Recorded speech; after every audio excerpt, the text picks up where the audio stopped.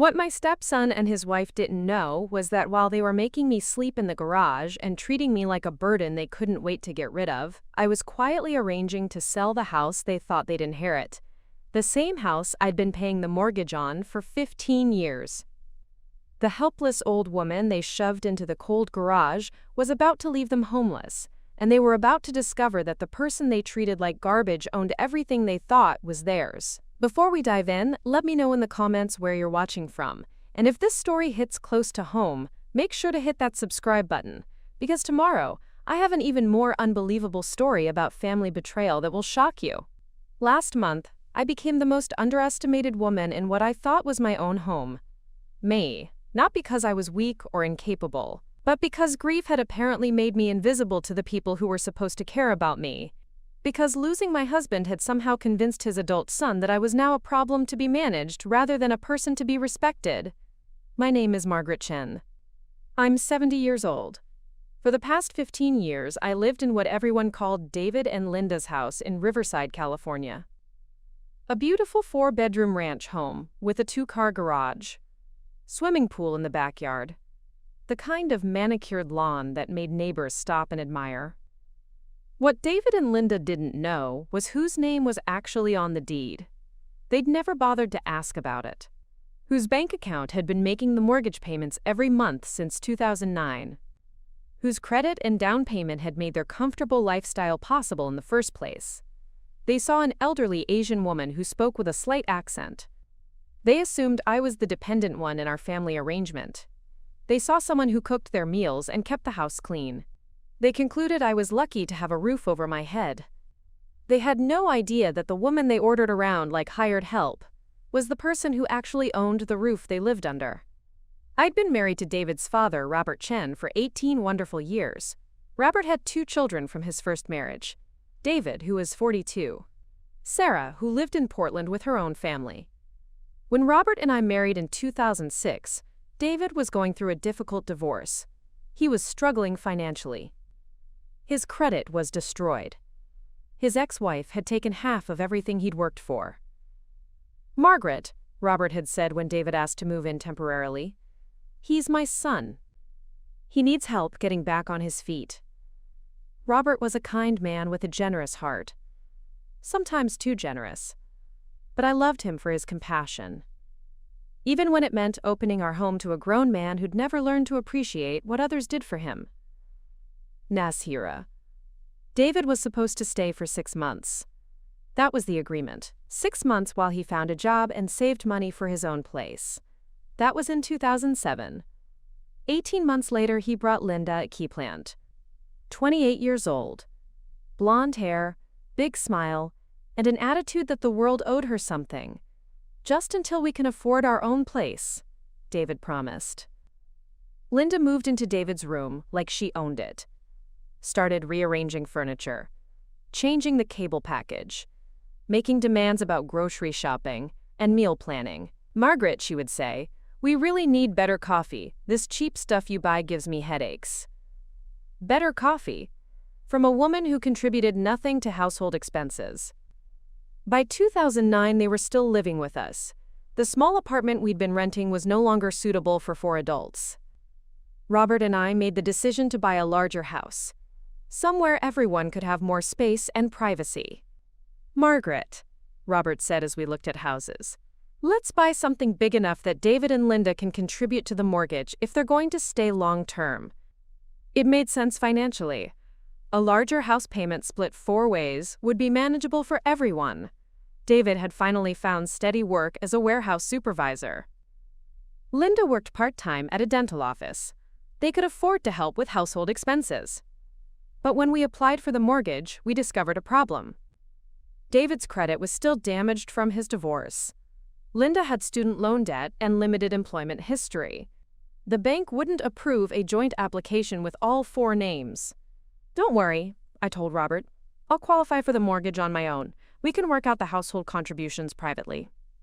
I had excellent credit, a stable income from my work as a bookkeeper for several small businesses. I'd been managing finances for local restaurants and service companies for over 20 years. The bank approved me for a $485,000 mortgage without hesitation. We bought the house in Riverside with my name as the sole owner. March 15, 2009. I remember the date exactly because it was the biggest financial decision I'd ever made. Robert and I planned to add David and Linda to the deed once their credit improved. When they're ready to take real responsibility, Robert said.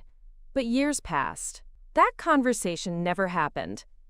David and Linda settled into treating the house like their own, without ever taking legal or financial responsibility for it. They painted rooms without asking, changed the living room from warm beige to stark white, renovated the master bathroom to their taste, installed a hot tub in the backyard, made the kinds of changes that homeowners make when they feel secure in their ownership. Lamai. I didn't mind. We were family. The house felt more alive with young people in it. And David and Linda did contribute to household expenses, though never as much as they'd originally promised. Margaret, we're a little short this month. That became a regular conversation. Business was slow. Linda had reduced hours. There was always a reason why their contribution was smaller than planned. David would contribute $600 instead of $800.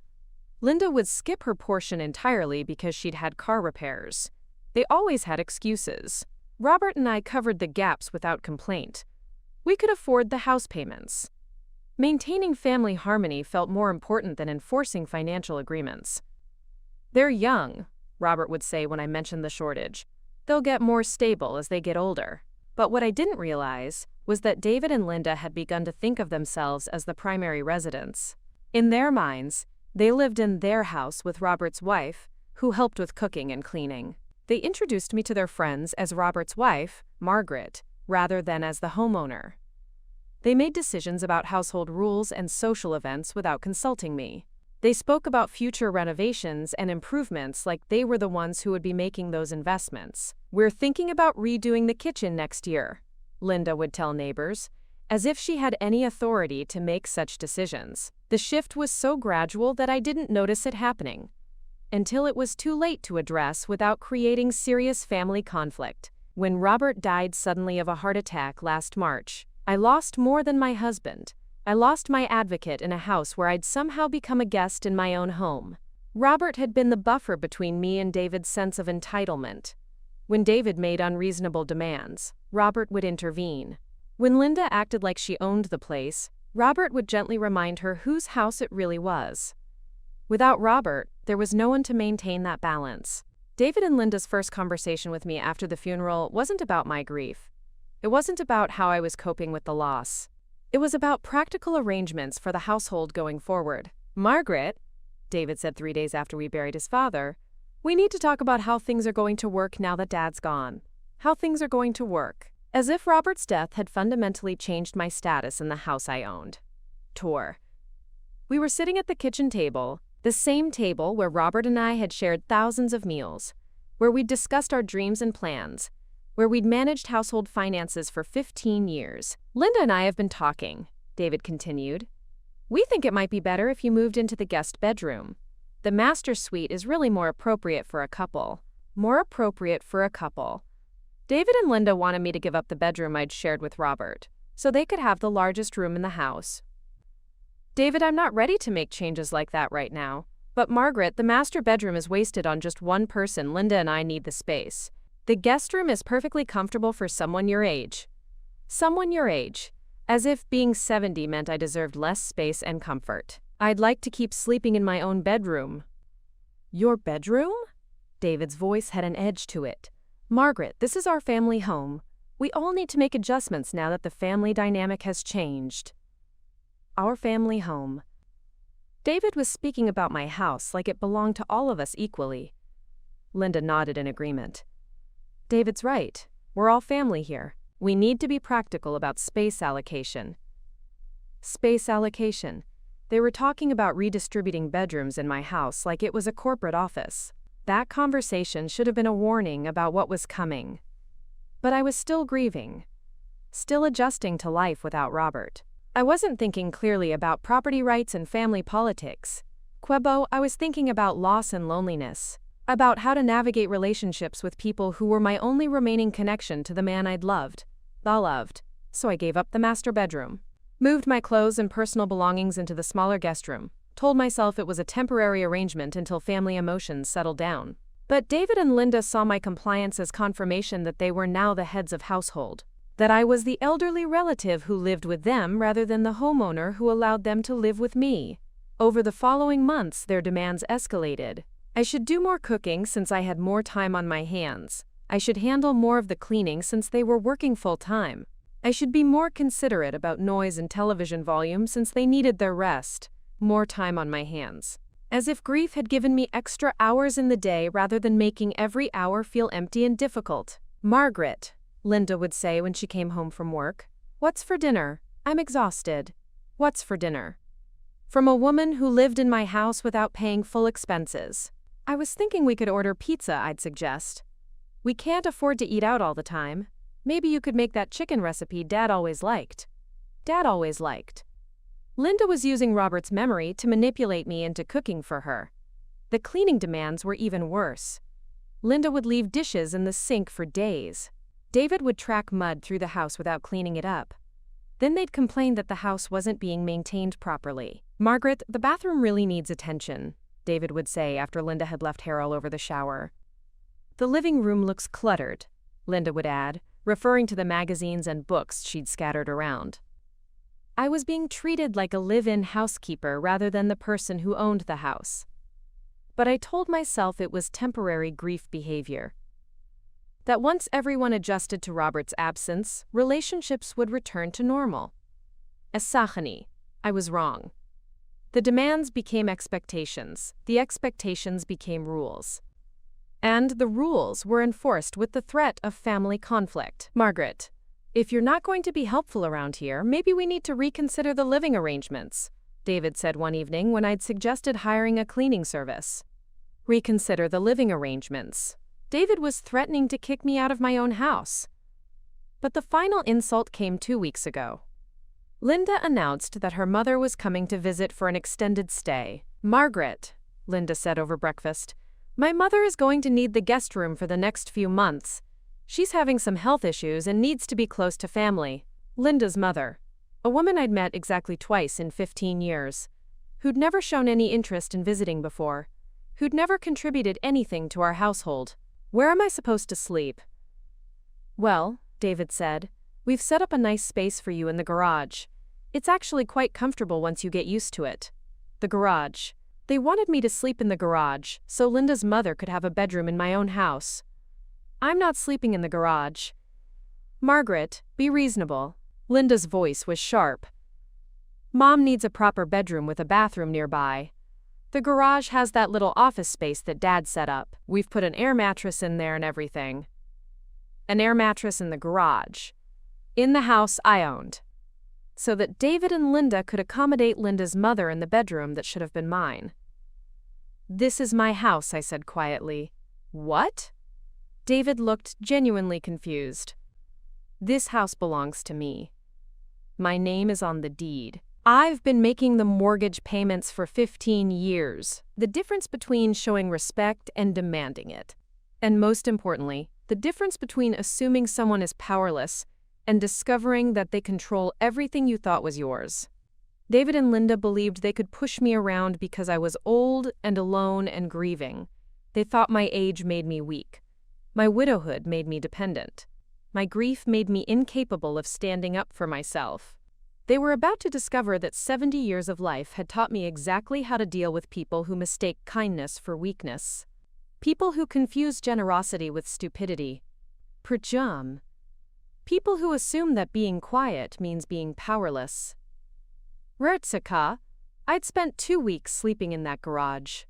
2 weeks being treated like an unwanted burden in my own home. 2 weeks listening to David and Linda make plans for their house without any consideration for the woman who actually owned it. But those 2 weeks had also given me time to think. Time to plan. Time to make decisions about what kind of life I wanted to live and what kind of people deserved to benefit from my generosity. Pakad. David and Linda had shown me exactly who they were. People who took advantage of others' kindness. People who showed respect only when it benefited them. People who viewed family relationships as opportunities for control rather than connections based on love. They'd made their choice about how to treat me. Now I was going to make my choice about how to respond. The woman they thought was helpless was about to become their biggest problem. The burden they wanted to get rid of was about to make them understand exactly what they were losing, because respect isn't optional in family relationships. Kindness isn't weakness.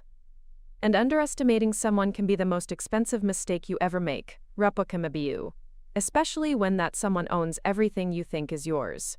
The morning after my first night in the garage, I woke up with a stiff back and a clear mind. The concrete floor had been unforgiving. The space heater had barely worked. But lying there in the dark had given me something valuable: clarity about exactly who David and Linda really were. I walked into the kitchen at 6 a.m. David was already at the table with his coffee and newspaper. He looked up when I entered. "Morning, Margaret. How did you sleep?" His tone was casual, like asking someone how they'd enjoyed a hotel stay. No acknowledgement that he'd forced a 70-year-old woman to sleep on a garage floor. "Fine," I said. "Just fine." "Good. I knew you'd adjust. You're tougher than you look." Tougher than you look. David was treating my compliance as evidence that his decision had been reasonable. Linda emerged from the master bedroom 20 minutes later. My former bedroom. She was wearing the silk robe I'd given her for Christmas, walking around like she'd always been the lady of the house. "Margaret, could you make some of those pancakes this morning? The ones with the cinnamon? I promised my mother you'd cook something special for her first day here. Could you make pancakes?" For Linda's mother, who was sleeping in what should have been my guest room, I was planning to have toast. "Oh, come on, don't be difficult. Mom's really looking forward to your cooking. She's heard so much about it." Don't be difficult. Linda was framing her request as my obligation rather than her favor. "When is your mother arriving?" "This afternoon. David's picking her up at the airport at 2. David looked up from his newspaper. "Actually, Margaret, we need to talk about some ground rules while Carol is here." "Ground rules? In my own house. What kind of ground rules?" "Well, Carol's not used to a lot of noise. She's 75 and needs her rest. So we'll need you to keep the TV volume down in the evenings. Keep the TV volume down, so Linda's mother could be comfortable in my house. Also," Linda added, "Carol's a little particular about bathroom cleanliness. You'll need to make sure the guest bathroom stays spotless. Make sure the bathroom stays spotless. For their guest. In my house. And one more thing," David said. "Carol doesn't really understand your living situation here. It might be confusing for her if she knows you're sleeping in the garage. So when she asks, just tell her you prefer it out there. Say it's quieter or something. Tell her you prefer it." David wanted me to lie about being forced to sleep in the garage, to protect Linda's mother from knowing how they were treating me. "You want me to pretend I chose to sleep in the garage?" "It's not pretending. You did choose it.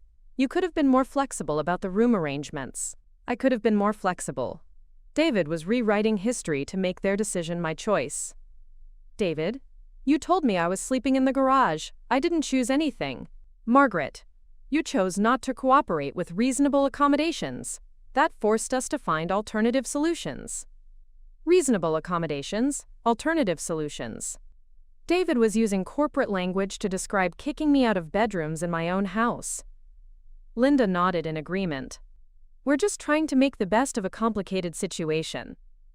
Complicated situation. As if my existence in my own house was a problem that required management. The situation isn't complicated. This is my house. I should be sleeping in a bedroom. "Margaret," David's voice was getting sharper, "we've been through this. We're all making sacrifices here. Linda's giving up her privacy to have her mother stay with us. I'm driving to the airport on my day off. You're adapting to a temporary sleeping arrangement." Temporary sleeping arrangement. David was minimizing the garage situation while inflating his minor inconveniences. "How temporary? Carol's planning to stay for 3 months. Maybe 4. Depends on how her physical therapy goes. 3 to 4 months. They expected me to sleep in the garage for a third of a year. That's not temporary. Margaret, it's not permanent either. Once Carol's better, things can go back to normal. Things can go back to normal." David was dangling the possibility of returning to my guest bedroom like it was a generous offer. Normal would be me sleeping in the master bedroom. Since this is my house, Linda's patience finally snapped. Margaret, you need to stop with this ownership nonsense. We all live here. We all contribute. That makes us all stakeholders. Ownership nonsense. Stakeholders. Linda was dismissing legal property ownership as irrelevant sentiment. Linda, show me one document with your name on it. One piece of paper that proves you own any part of this house. I don't need documents. I've invested 15 years of my life in this place. You've lived here for 15 years. That's not the same as investing. I've painted rooms. I've maintained the garden. I've hosted dinner parties. I've made this place a home. Painted rooms. Maintained the garden.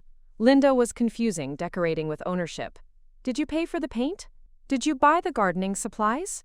Did you cover the cost of the dinner parties? Linda hesitated, because the answer was no to all three questions. Margaret, you're being petty. Money isn't the only way to contribute to a household. Money is the way you contribute to owning a household. That's a very materialistic way to look at family relationships. Materialistic. Linda was calling property ownership materialistic while demanding free housing. David jumped back into the conversation. Margaret, this attitude isn't helpful. We're trying to accommodate everyone's needs. Whose needs are you accommodating? Because my need for a bedroom isn't being considered. You have a place to sleep. I have a garage floor. You have a space that's been set up for your comfort. Set up for my comfort. David was describing an air mattress in a cold garage as comfort accommodations. Would you sleep in the garage? If the situation required it, yes. The situation doesn't require anything. This is my house. I can sleep wherever I want. Margaret, technically it might be your house on paper, but morally, this is our family home. Technically on paper. Morally our home. David was distinguishing between legal ownership and what he considered fair. Morally, people who don't pay mortgages don't get to decide sleeping arrangements. We do pay expenses here. Sometimes, when it's convenient, never the full amount you promised. David's face was getting red. We pay what we can afford. Then you live according to what you can afford, which isn't dictating terms to the homeowner. Margaret, you're being impossible. I'm being factual. Linda stood up from the table. This conversation is going nowhere. Carol will be here this afternoon. The arrangements are made. Margaret, you'll need to have those pancakes ready by 11 so I can freeze some for Mom's breakfast tomorrow. You'll need to have pancakes ready. Linda was giving me orders in my own kitchen. I'm not making pancakes. What? I'm not cooking for your mother. I'm not cleaning extra bathrooms. I'm not following special noise rules. And I'm not sleeping in the garage. David and Linda stared at me, like I'd announced something impossible. Margaret, David said slowly, you're not thinking clearly about this situation. I'm thinking very clearly. No, you're not. You're letting emotions cloud your judgment. Dad just died 3 months ago. You're still grieving. That affects decision-making ability. Still grieving affects decision-making. David was using my widowhood to question my mental capacity. My grief doesn't affect my property rights. It affects your ability to be reasonable about family relationships. Reasonable family relationships don't involve garage sleeping. Margaret, you're being dramatic. It's a perfectly adequate space. Then you sleep there. That doesn't make sense. Linda and I are a couple. We need the bedroom space. And I'm the homeowner. I need the bedroom space more than anyone. Linda threw her hands up in frustration. Margaret, this is exactly what I'm talking about. You're being completely inflexible. I'm being appropriately protective of my rights in my own house. Your rights? What about our rights? What about Carol's rights? What about basic human decency? Basic human decency. Linda was invoking moral principles while forcing an elderly woman to sleep in a garage. Human decency would be guests showing respect to their host. Host? David's voice was getting loud. Margaret, we're not your guests. We're family. We live here. You live in my house. That makes you my guests. That's not how family works. It's how property ownership works. Margaret, You're obsessing over legal technicalities instead of focusing on what's best for everyone. Legal technicalities. David was calling ownership rights technicalities. What's best for everyone is respecting the homeowner's decisions. What's best for everyone is making reasonable compromises. I've been compromising for 3 months. I gave up my bedroom, I took over extra housework. I've been accommodating your demands constantly. And we appreciate that. But now we need you to compromise a little more. A little more. David was minimizing garage sleeping as a small additional compromise. Sleeping in a garage isn't a little compromise. It's a temporary adjustment. It's unacceptable treatment. Margaret, you're making this much bigger than it needs to be. Making this bigger than it needs to be. David was suggesting that my objection to garage sleeping was an overreaction. I'm making this exactly as big as it is. You're forcing me to sleep in a garage so your girlfriend's mother can have a bedroom in my house. Carol isn't just Linda's mother, she's going to be family. Going to be family. David was promoting Linda's mother to family status while demoting me to garage status. She's not my family. She will be after Linda and I get married. Get married? This was the first I'd heard about engagement plans. You're getting married? Linda smiled for the first time that morning. We haven't announced it officially yet, but yes, probably next summer. Next summer. David and Linda were planning a wedding while living in my house without paying full expenses. Congratulations, I said. Because that's what you say when people announce engagements, even when those people are treating you terribly. Thank you, Linda said. We're hoping to have the reception here. In the backyard. It'll be beautiful. The reception here. Linda wanted to hold her wedding reception in my backyard while I slept in my garage. That sounds lovely. We're thinking about 150 guests. Maybe 200. David has a big family. 200 wedding guests. In my yard.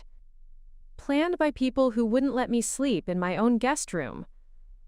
When were you planning to discuss this with me? Discuss what? Using my property for your wedding reception. David looked confused. Margaret, we live here. Of course we'd have our wedding reception at home. At home. David was calling my house his home while planning events without my permission. This isn't your home. This is my house that you live in. Margaret, you're getting caught up in semantics again. Semantics. David was calling property ownership semantics. I'm getting caught up in reality. You don't own this house. You can't make decisions about wedding receptions or guest room assignments or garage sleeping arrangements. Margaret, we're trying to include you in family decisions. You're trying to inform me about decisions you've already made. Because we thought you'd be supportive. Supportive of being displaced in my own house? Supportive of family happiness. Family happiness. David was framing his demands as family values. My happiness matters too. Of course it does. But Margaret, you need to be realistic about your situation. Realistic about your situation. David was suggesting that my situation required accepting whatever treatment they offered. What situation is that?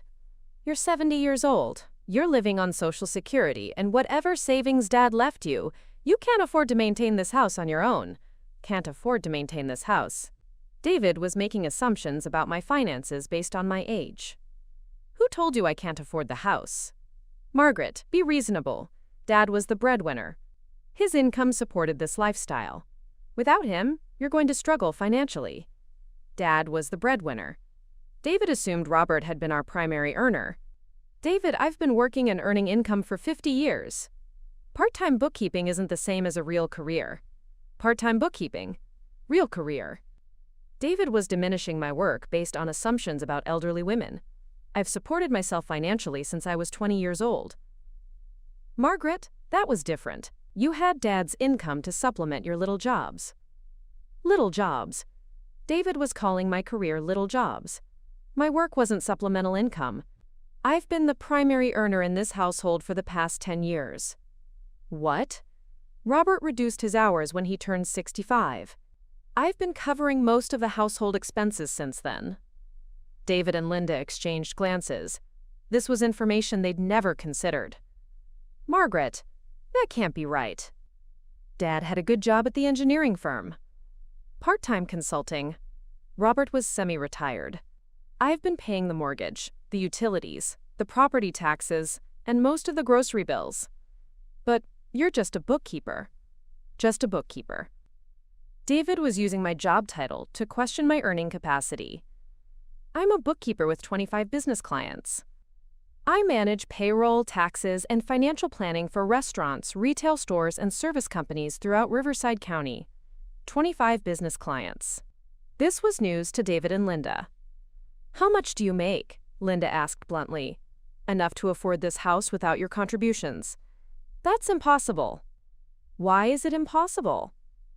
Because you're 70 years old, and you work from home, and you're just what, Linda? You're just not the type of person who makes serious money. Not the type of person. Linda had decided that elderly Asian women couldn't earn substantial incomes. What type of person do you think makes serious money? Linda realized she'd revealed something ugly about her assumptions. I didn't mean it like that. How did you mean it? I just meant, people your age are usually retired. I'm not retired. But most people retire at 65. Most people don't love their work the way I love mine. You love bookkeeping? I love helping small business owners succeed. I love solving financial problems. I love building long-term relationships with clients who trust my expertise. David was getting uncomfortable with this conversation. Margaret, even if you do make decent money, you still need our help with the house. What help? Maintenance, repairs, physical labor. This house is too big for someone your age to handle alone. Too big for someone your age. David was back to age-based assumptions about my capabilities. I hire contractors for maintenance and repairs. That gets expensive. I can afford it. Margaret, you're being unrealistic about your limitations. What limitations? You can't mow the lawn anymore. You can't clean the gutters. You can't handle major repairs. That gets expensive. I can afford it. Margaret, you're being unrealistic about your limitations? What limitations? You can't mow the lawn anymore. You can't clean the gutters. You can't handle major repairs. Can't mow the lawn? Can't clean gutters. David was creating a list of things he assumed I couldn't do. David, I've never mowed the lawn. I've never cleaned gutters. I've always hired people for those services. But now you don't have Dad's income to pay for services. I have my own income to pay for services. Margaret, you're in denial about your financial situation. In denial about my financial situation. David was insisting that his assumptions about my finances were more accurate than my actual knowledge. Show me my bank statements, David. What? If you know my financial situation better than I do, show me my bank statements. I don't have your bank statements. Then how do you know I can't afford the house? Because it's obvious. You're a 70-year-old widow living on bookkeeping income. And that automatically means I'm poor? It means you're probably struggling more than you want to admit. Struggling more than you want to admit. David was convinced that I was hiding financial difficulties. I'm not struggling at all. Margaret, there's no shame in needing help. Linda and I are happy to support you. Happy to support you. David was positioning their presence as financial assistance rather than free housing. How are you supporting me? We contribute to household expenses. Sometimes, when it's convenient. Never the full amounts you promise. We pay what we can afford, which is less than you spend on entertainment and dining out. David's face flushed. Because this was true. They regularly went to expensive restaurants while claiming they couldn't afford full household contributions. Margaret, we have other expenses. So do I, like the mortgage payment you've never helped with. We didn't know you needed help with the mortgage. You never asked. You assumed Robert was covering it. Because that's how marriages usually work. Not in this marriage. I've been the primary breadwinner for years. Linda was starting to look worried. Margaret, if you've been paying for everything, why didn't you ever say anything? Because Robert asked me not to. He didn't want David to feel bad about needing financial help. Feel bad about what? About being 42 years old and unable to afford your own housing. The words hung in the air like smoke. David's face went through several color changes. Margaret, that's not fair. It's accurate. You've been living in my house for 15 years because you can't afford your own place. We've been contributing to a family home. You've been accepting subsidized housing from relatives. That's not how we see it. That's what it is, regardless of how you see it.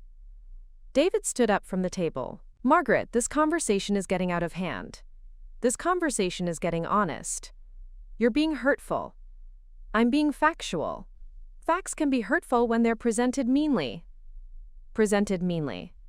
David was objecting to my tone rather than addressing the content. How should I present the fact that you've never paid your fair share of expenses? We've paid what we could afford, while living beyond your means in my house. We haven't been living beyond our means. David, you drive a $40,000 truck. Linda has a $30,000 car. You take vacations to Hawaii and Mexico. You eat at expensive restaurants twice a week. But you can't afford full household contributions.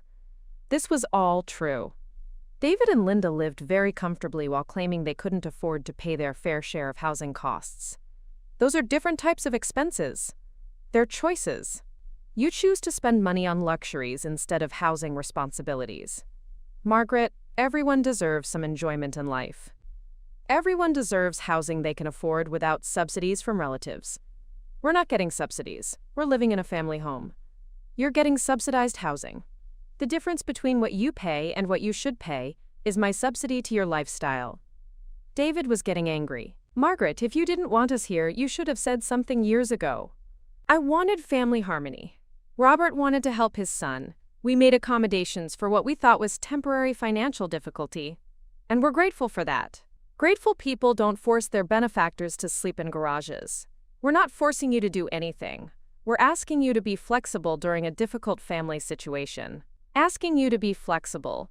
Difficult family situation. David was still minimizing the garage sleeping as a reasonable request. Linda's mother visiting isn't my family situation. She's going to be family when Linda and I get married. She's not family now. And even if she were, family members don't get priority over the homeowner in bedroom assignments. Margaret, you're being incredibly selfish. I'm being appropriately protective of my rights in my own house. Your rights don't trump family obligations. What family obligations do I have to Linda's mother? The obligation to be welcoming and accommodating. I can be welcoming without giving up my bedroom. She needs a proper bedroom with an attached bathroom. Then Linda should give up her bedroom. That doesn't make sense. Linda lives here. So do I. And I own the house. Margaret, ownership doesn't give you the right to be unreasonable. Wanting to sleep in a bedroom instead of a garage is completely reasonable. Not when there are family considerations. Family considerations. David was using family terminology to override property rights. The primary family consideration should be treating the homeowner with respect. We do respect you. Forcing me to sleep in a garage isn't respectful. We're not forcing you. We're asking you to make a temporary accommodation. Temporary accommodation. David kept using this phrase to minimize garage sleeping. For 3 to 4 months. That's temporary. That's a season, a quarter of a year. Margaret, you're exaggerating the situation. I'm describing the situation accurately. Linda rejoined the conversation. Margaret, maybe we can find a compromise. What kind of compromise? Maybe Carol could take the living room sofa bed for the first few weeks, until you get more comfortable with the garage arrangement. More comfortable with the garage arrangement? Linda was suggesting that garage sleeping would become acceptable with time. I'm not getting comfortable with sleeping in a garage. It's really not that bad once you adjust. I'm not adjusting to unacceptable treatment. Margaret, you're being dramatic about a minor inconvenience. Minor inconvenience. Linda was minimizing garage sleeping while asking me to accommodate her mother in my bedroom. Would you sleep in the garage? If I had to, yes. You don't have to, I have to. Because you're making me. We're not making you do anything. You're forcing me out of bedrooms in my own house. We're asking you to be understanding about a temporary family situation. Temporary family situation. Linda kept using this phrase to normalize garage sleeping. Your mother visiting isn't my family situation. She will be family soon. She's not family now. Margaret, you're being very unwelcoming. I'm being appropriately protective of my living situation. Your living situation includes family members who need accommodation. My living situation is my house, where I should sleep in a bedroom. David slammed his hand on the table. Margaret, enough! Carol is arriving this afternoon. The arrangements are made. You're sleeping in the garage. End of discussion. End of discussion. David was using authority. He didn't have to close a conversation about my house. David, you don't get to end discussions about my property. I get to end discussions that aren't productive. This discussion would be productive if you acknowledged that I own this house. Margaret, we acknowledge that your name is on the papers. But this house is our family home. We all have rights here. We all have rights here. David was claiming equal housing rights in my house. Show me the law that gives non-owners equal rights to owner-occupied property. It's not about law, it's about family. Property ownership is always about law. Margaret, you're choosing legal technicalities over family relationships. Legal technicalities. David was calling ownership rights technicalities. I'm protecting my interests in my own house. Your interests should include family harmony. Family harmony shouldn't require garage sleeping. Margaret, you're impossible to please. I'm easy to please. Treat me with respect in my own house. We do treat you with respect. Respectful people don't force homeowners to sleep in garages. David stood up from the table. Margaret, I'm done with this conversation. Carol arrives at 2. The guest room will be ready for her. You'll sleep in the garage. That's final. That's final. David was making final decisions about my house. David, nothing is final until I say it's final. Margaret, the decision is made. The decision will be unmade.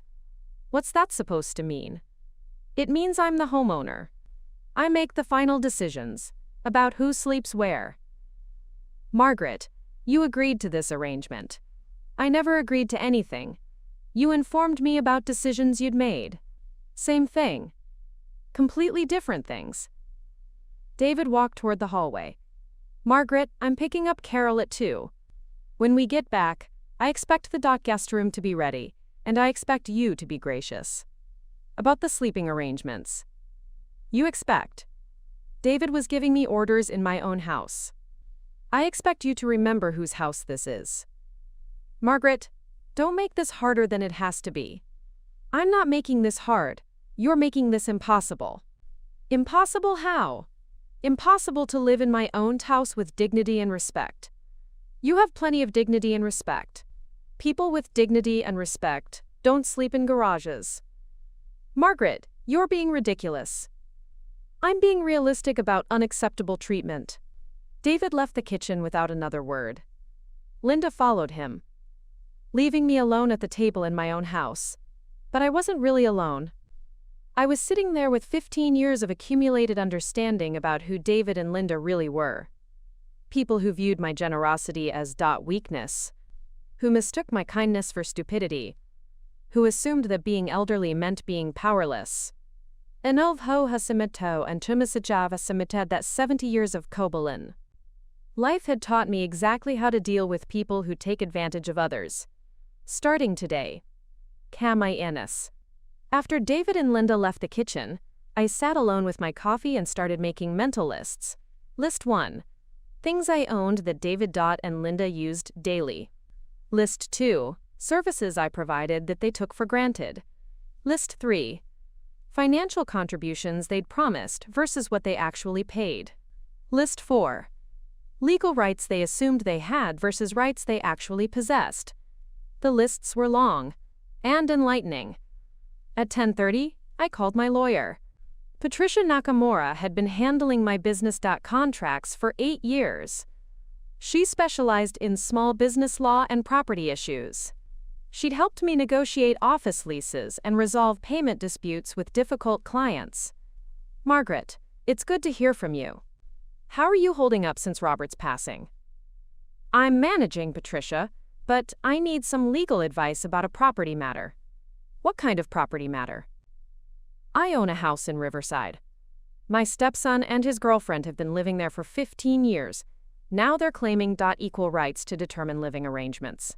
Equal rights based on what? They think long-term residence creates ownership claims. They're making decisions about bedroom assignments and guest accommodations without consulting me. Margaret? Are their names on the deed? No, I'm the sole owner. I've been making all mortgage payments since 2009. Have they ever contributed to mortgage payments? They pay some household expenses, irregularly, never the amounts they promise. Do you have a written lease agreement with them? No, it was supposed to be temporary family assistance. Patricia was quiet for a moment. Margaret, this sounds like a family dispute rather than a legal issue. It became a legal issue when they started claiming property rights they don't possess.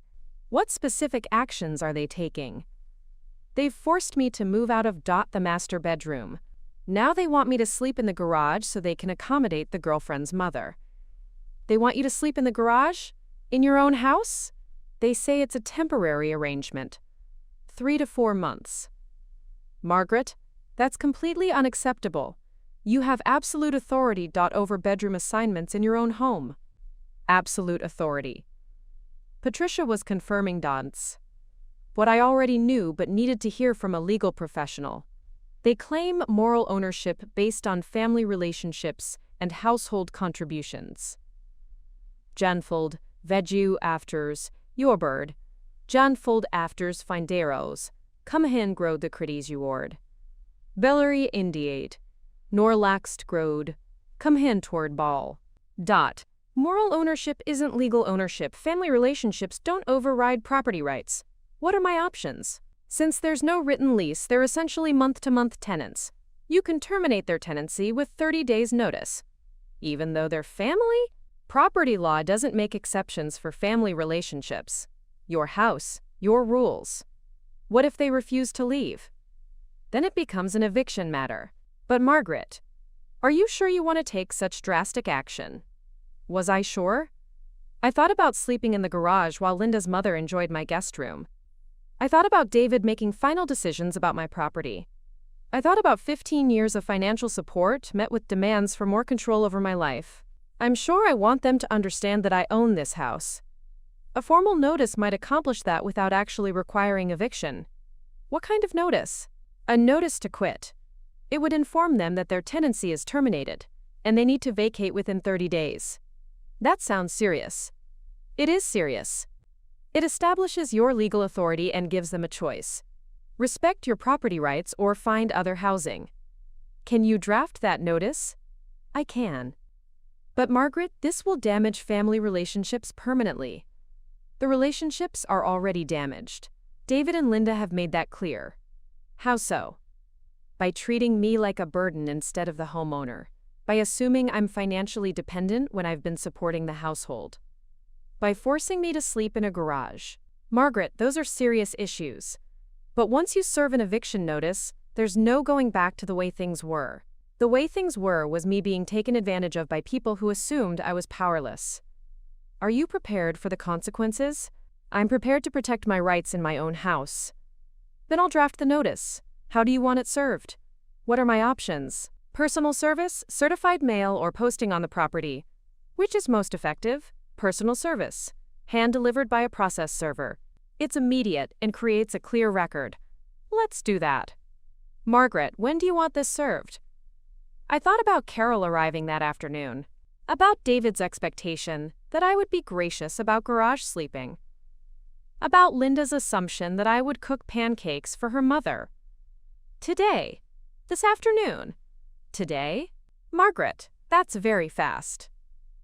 The situation requires immediate action. Are you sure you don't want to try talking with them first? I tried talking this morning. They made it clear that my property rights are irrelevant to their plans. What exactly did they say? David said the guest room decision was final. Linda said I need to stop with ownership nonsense. They're planning a wedding reception in my backyard without asking permission. They're planning events at your house without consulting you? 200 guests. They assume they can use my property for their wedding. Margaret, that level of entitlement suggests they truly don't understand your legal position. Then it's time they learned. I'll have the notice drafted within 2 hours. The process server can deliver it this afternoon. Perfect. Margaret, once this notice is served, they'll probably react strongly. Are you prepared for confrontation? I'm prepared for them to understand that actions have consequences. What if they apologize and ask for another chance? Then they can demonstrate respect for my property rights from somewhere else. You're really determined to do this. I'm determined to be treated with dignity in my own house. Then I'll get started on the paperwork immediately. After hanging up with Patricia, I called my accountant. James Wu had been managing my business taxes for 12 years. He understood my income streams and financial position better than anyone. Margaret, good to hear from you. How's business? Business is steady, but I need some financial planning advice. What kind of planning? I'm considering major changes to my living situation. I need to understand my budget options. What kind of changes? I might be living alone soon. I need to know if I can afford full household expenses without assistance. Margaret, you can afford full expenses easily. Your monthly income exceeds your housing costs by a significant margin. Even with increased utility bills and maintenance costs, even with 20% higher expenses, you'd still have substantial monthly surplus. What about hiring help for household tasks? You could afford a weekly housekeeper, monthly gardening service, and quarterly maintenance contractor without financial stress. What about property taxes and insurance? Already factored into your monthly budget? Margaret, you're in excellent financial shape. James, can you prepare a detailed expense analysis? I want documentation of my financial independence. For what purpose? Some family members have made assumptions about my ability to afford my house. Assumptions like what? That I need their financial assistance to maintain my current lifestyle. Margaret, that's ridiculous. You're one of my most financially stable clients. Can you put that in writing?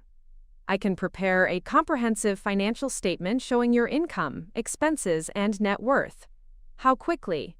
This afternoon if you need it. I need it. Margaret, is everything okay? Everything will be okay once people understand my actual financial situation. At noon, I drove to my largest client's restaurant. Milano's Italian Kitchen had been my client for 15 years. Tony Milano trusted me with payroll, tax planning, and financial projections. He also trusted my judgment about business decisions. Margaret, good to see you. How are you holding up? I'm doing well, Tony. But I need a favor. Anything. You know that. I need a letter of recommendation, something that confirms my professional competence and earning capacity. Is someone questioning your abilities? Family members who assume elderly women can't earn substantial incomes. Tony's face darkened. Margaret, you're the best bookkeeper in Riverside County. My business would fall apart without you. Can you put that in writing? Absolutely. What specific information do you need included? My years of service, my responsibilities, my professional competence, and my income level. I can write that you're indispensable to my operation and that I pay you accordingly. That would be perfect. Margaret, is someone trying to take advantage of you? Someone is learning that assumptions about elderly people can be expensive mistakes. Good for you. I'll have the letter ready by 3 o'clock. At 1:15, I called my bank. Karen Peterson was my personal banker. She'd handled my mortgage refinance and business account management for 8 years. Margaret, how can I help you today?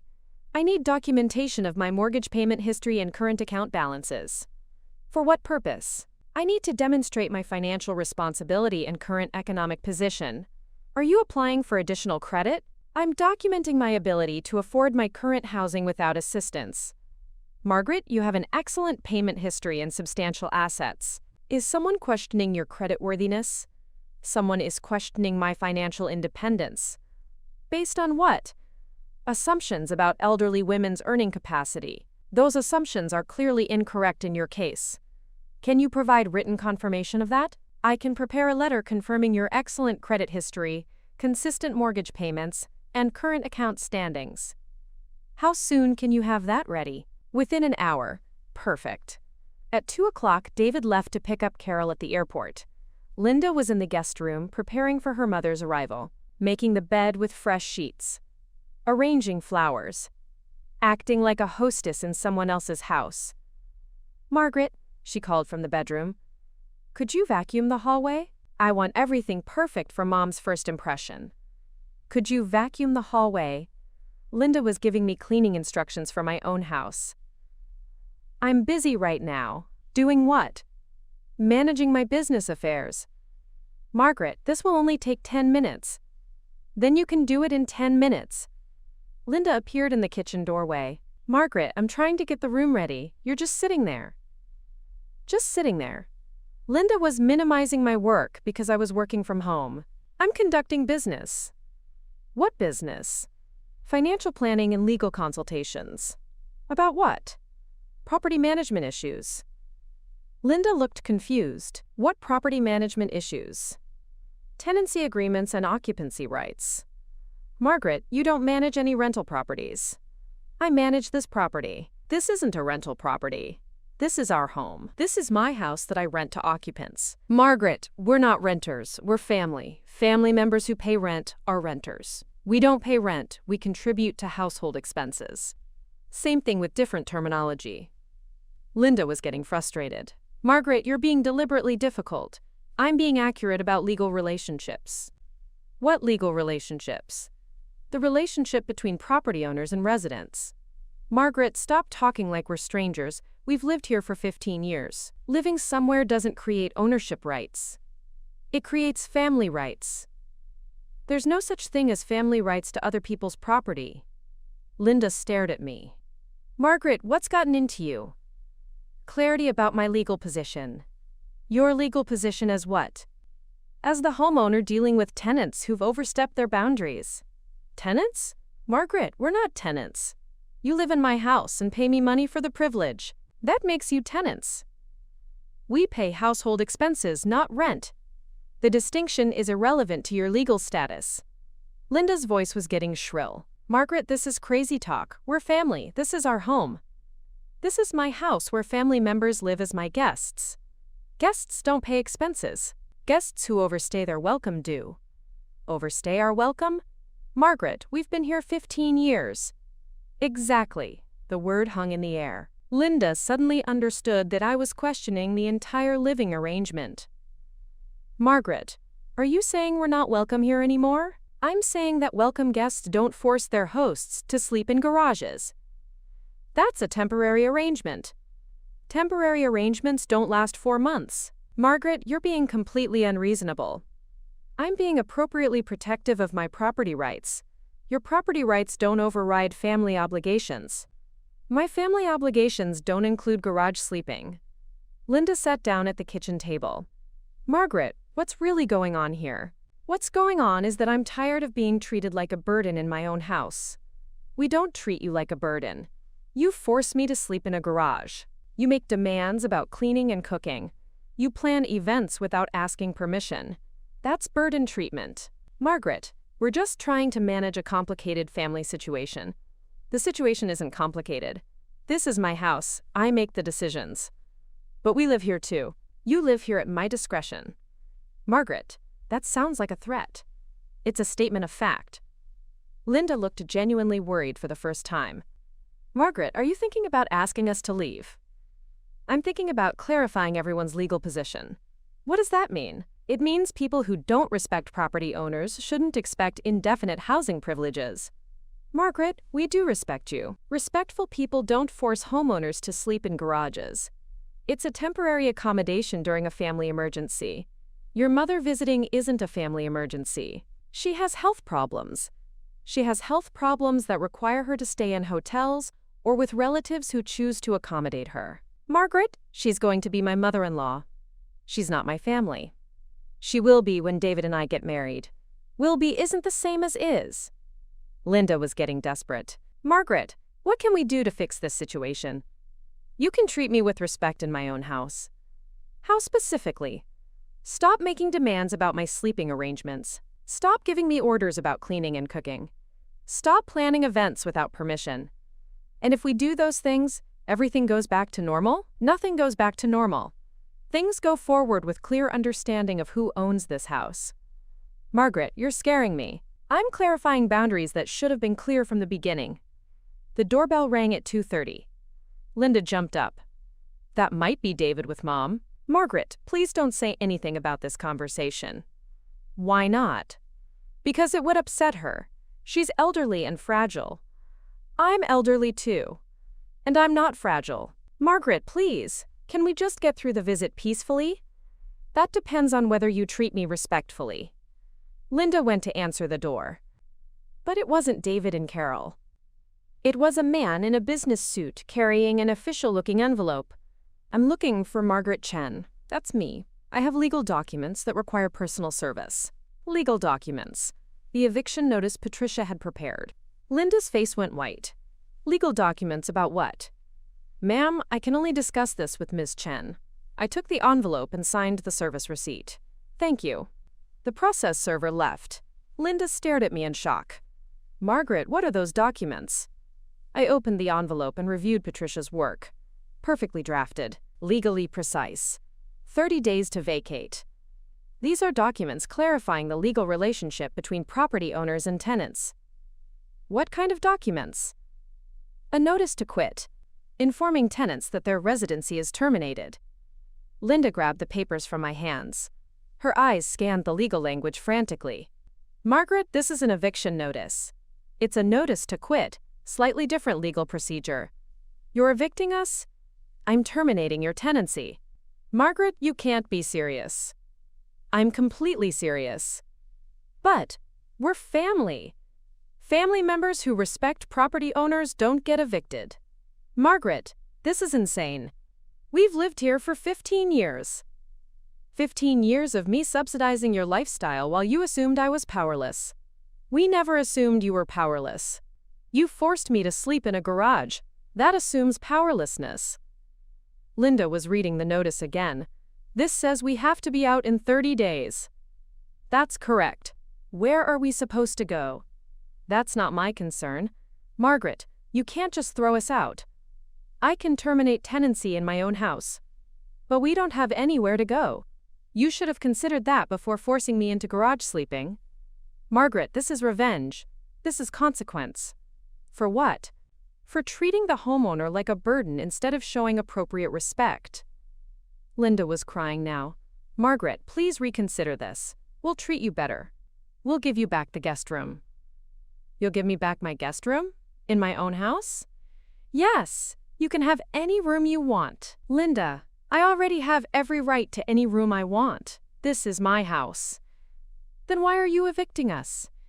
Because you needed to learn that those rights exist. We understand now. You understand because you're facing consequences, not because you respect my position. Margaret, we do respect your position. You respect my power to evict you. That's not the same as respecting my rights as a person. Linda was sobbing. Margaret, what can we do to change your mind? Nothing. Nothing? You've shown me who you are when you think someone is powerless. I don't need to see who you pretend to be when you're desperate. Margaret, please. We're begging you.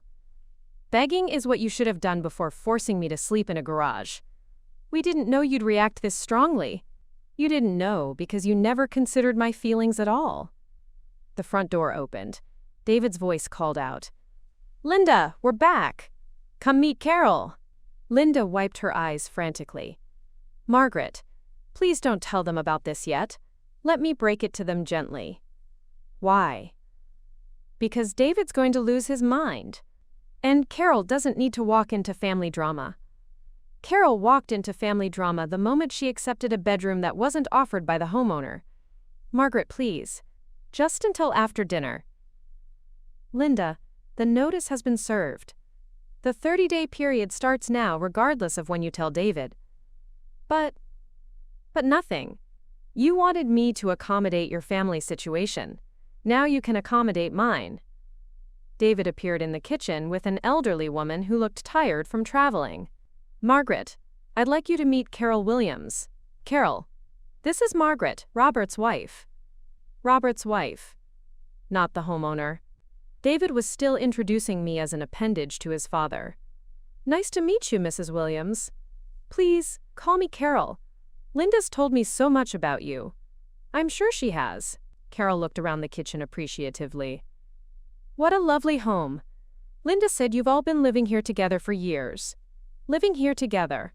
As if we were all equal residents." "Yes," I said. "It's been an interesting arrangement." David was watching Linda's face.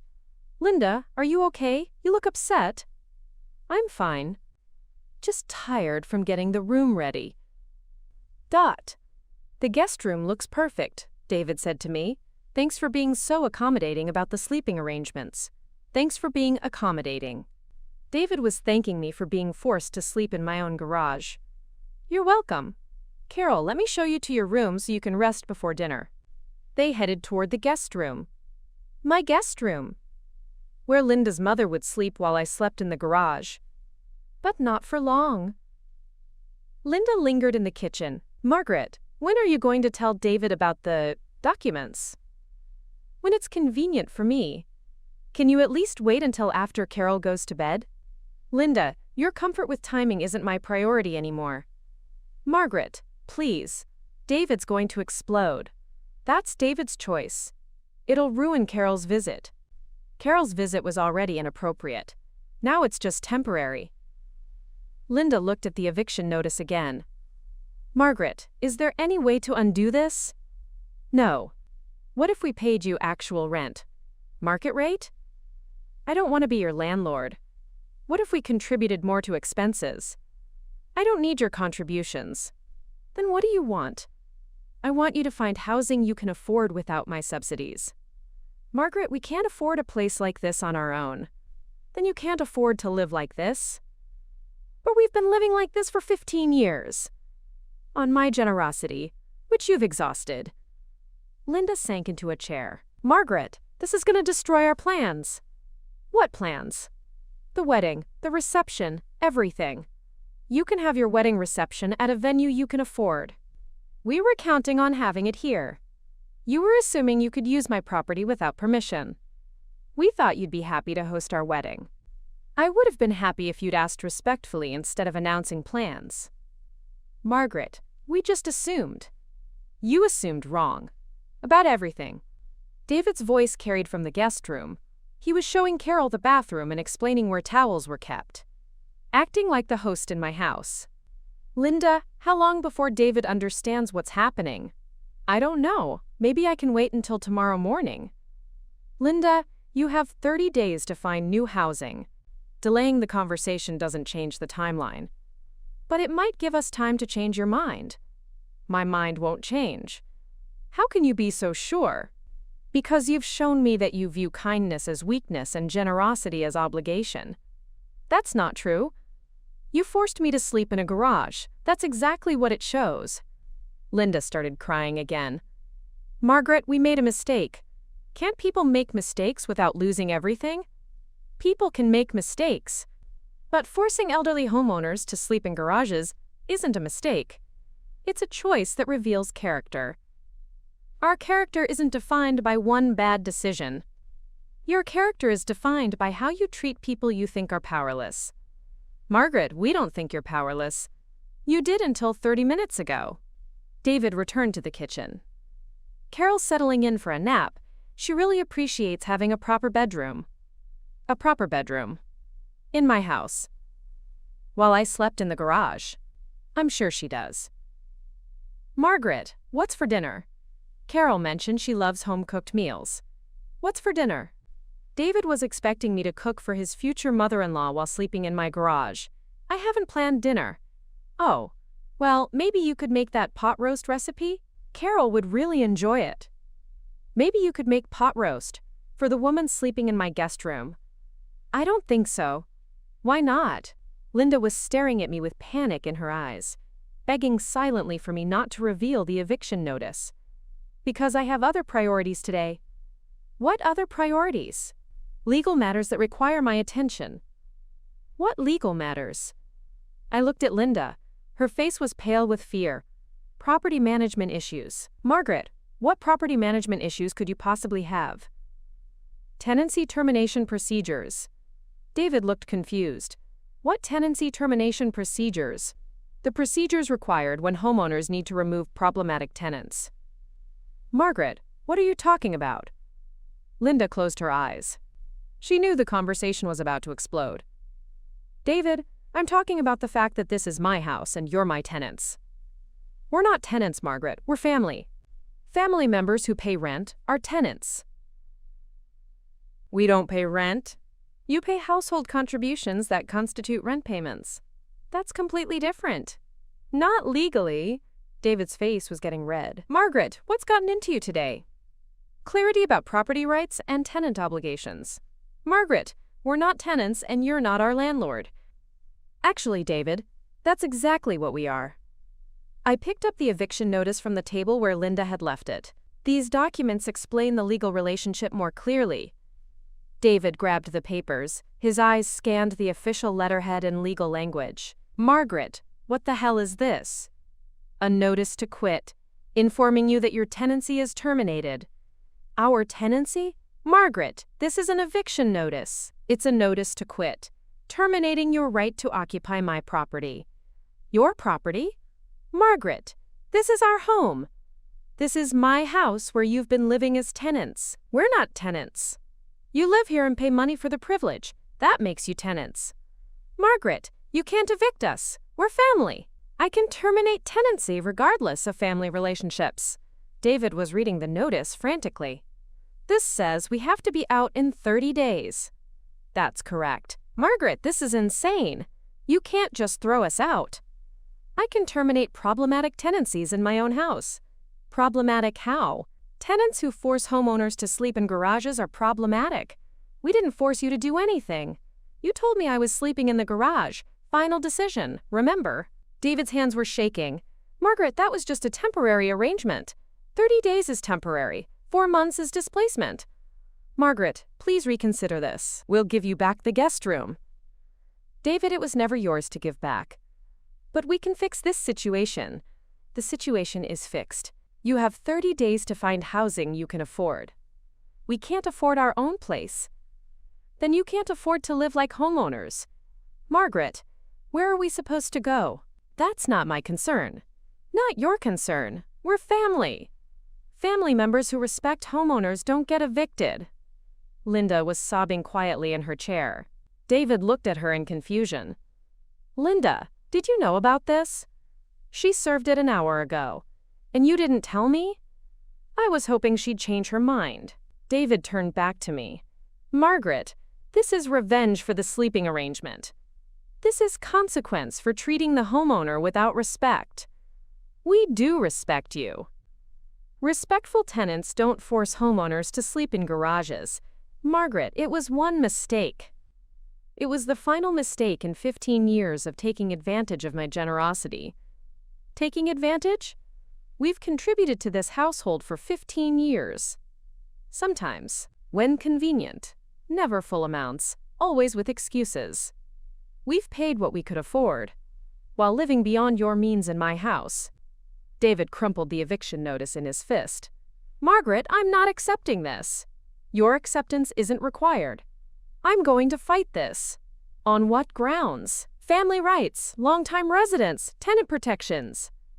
David, show me one law that gives non-paying family members ownership rights to other people's property. We do pay. Show me your canceled checks to the mortgage company. We pay household expenses. Sometimes, partially, when it suits you. Margaret, this is illegal. You can't just evict family members. I can terminate any tenancy with proper notice. We're not tenants. The law disagrees with you. David was pacing now, angry and desperate. Margaret, if you do this, you'll destroy our family. You destroyed our family when you forced me to sleep in a garage. We were trying to accommodate Carol. You were accommodating Carol at my expense without my permission. Carol's going to be family. Carol's not my family. And even if she were, family members don't get priority over homeowners. Margaret, this is going to ruin the wedding. Your wedding plans aren't my responsibility. But we were planning to have the reception here. You were assuming you could use my property without asking. We thought you'd be happy to host it. I might have been if you'd asked respectfully instead of making announcements. David stopped pacing and stared at me. Margaret, who are you? This isn't the person Dad married. This is the person your father married. You just never bothered to get to know her. The Margaret the first know would never throw family members out on the street. The Margaret you know never existed. You created a fantasy based on your assumptions about elderly Asian women. That's not true. You assumed I was financially dependent. You assumed I needed your protection. You assumed I would accept whatever treatment you decided to give me. Margaret, we were trying to help you. You were trying to control me. Control you? We were trying to include you in family decisions.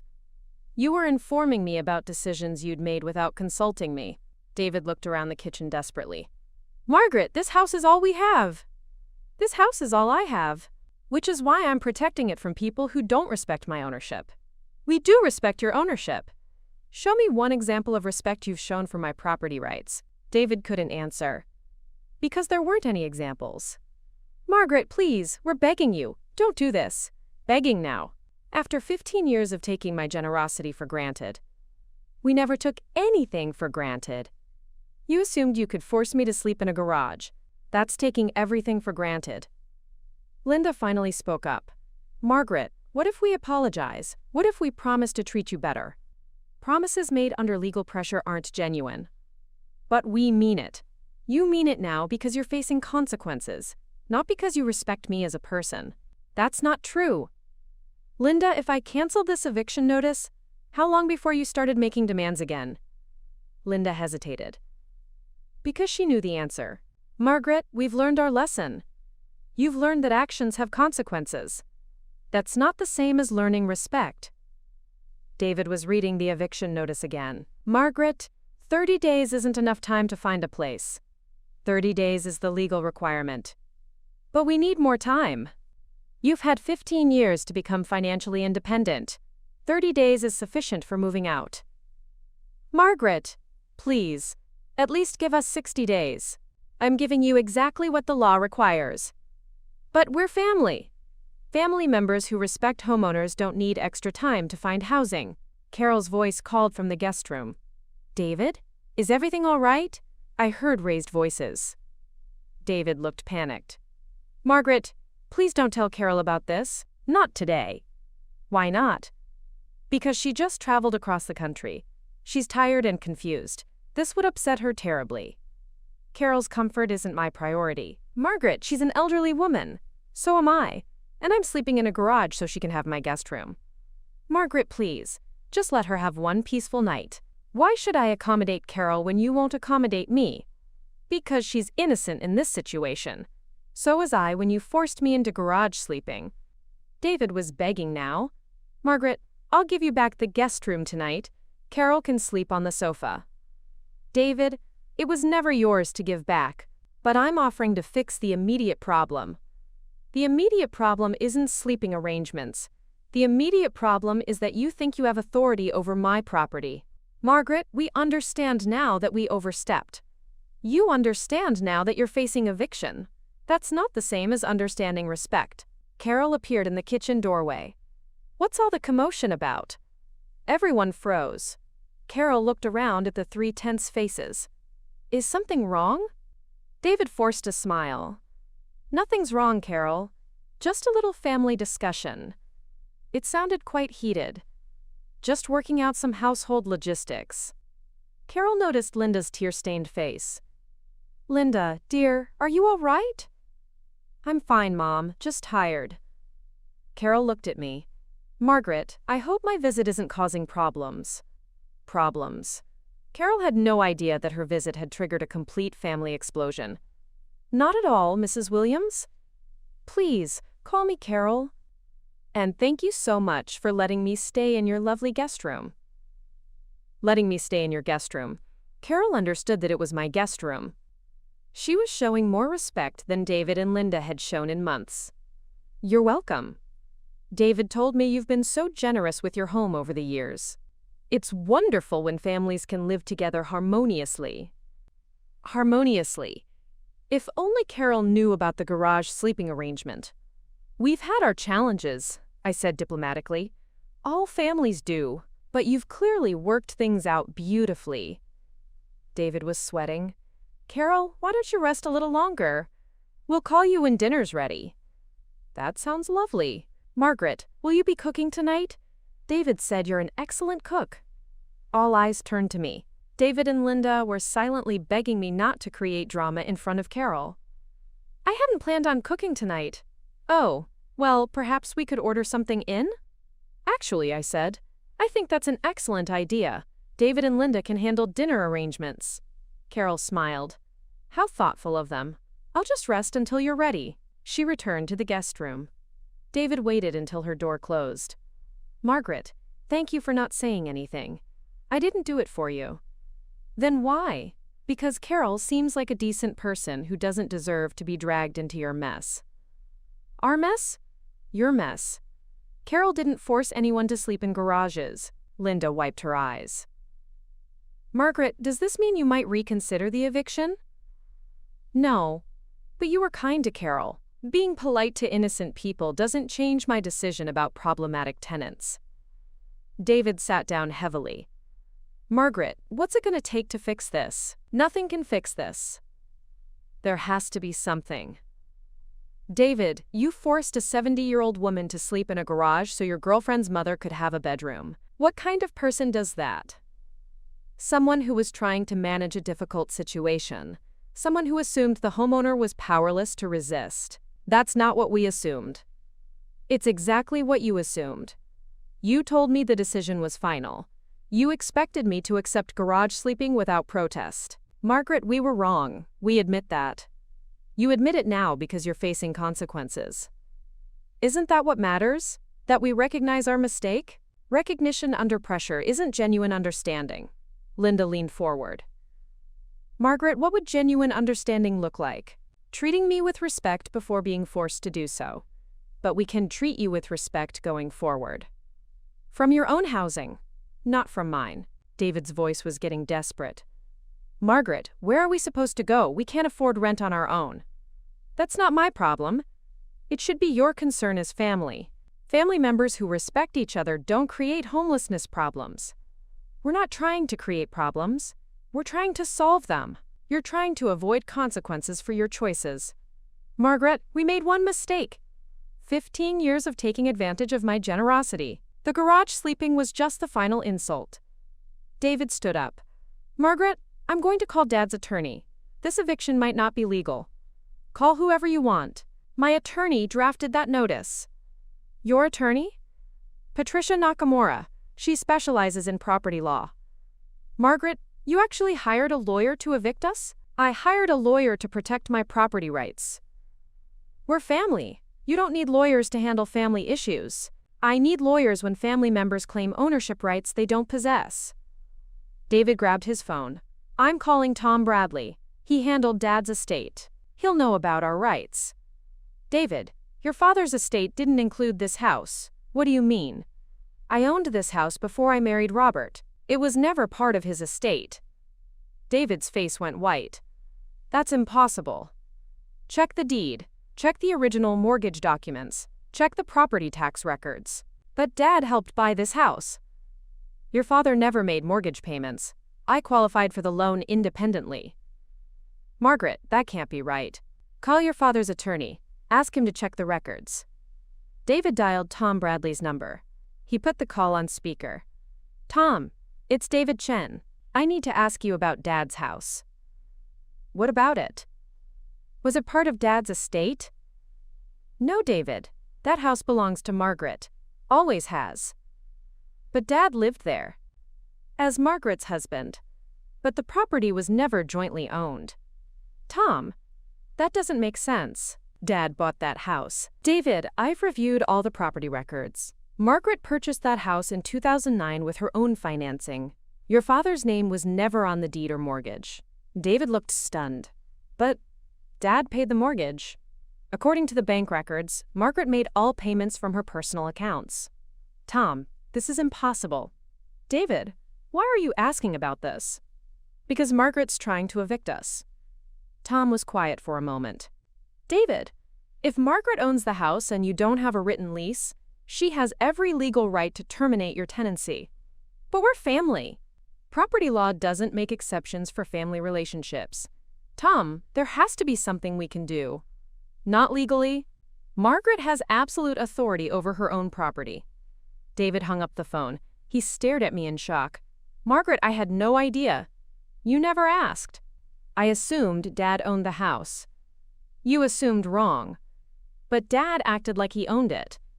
Your father lived here as my husband. He never claimed ownership. Then why didn't you ever correct our assumption? Because your father asked me not to. He didn't want you to feel bad about needing financial help. Financial help? David, you've been living in subsidized housing for 15 years. Subsidized how? Your household contributions never covered your fair share of expenses. How much should we have been paying?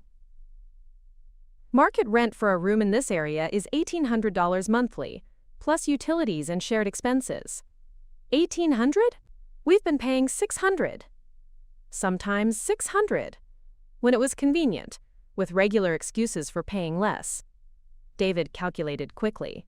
Margaret, if we owe $1,200 more per month for 15 years, you owe me over $200,000 in subsidized housing. $200,000? Minimum. Not including utilities, property taxes, and maintenance costs. Linda gasped. Margaret, we had no idea. Because you never asked about the real costs of homeownership. But why didn't you tell us? Because I thought you were family members who deserved help during temporary financial difficulty. And now?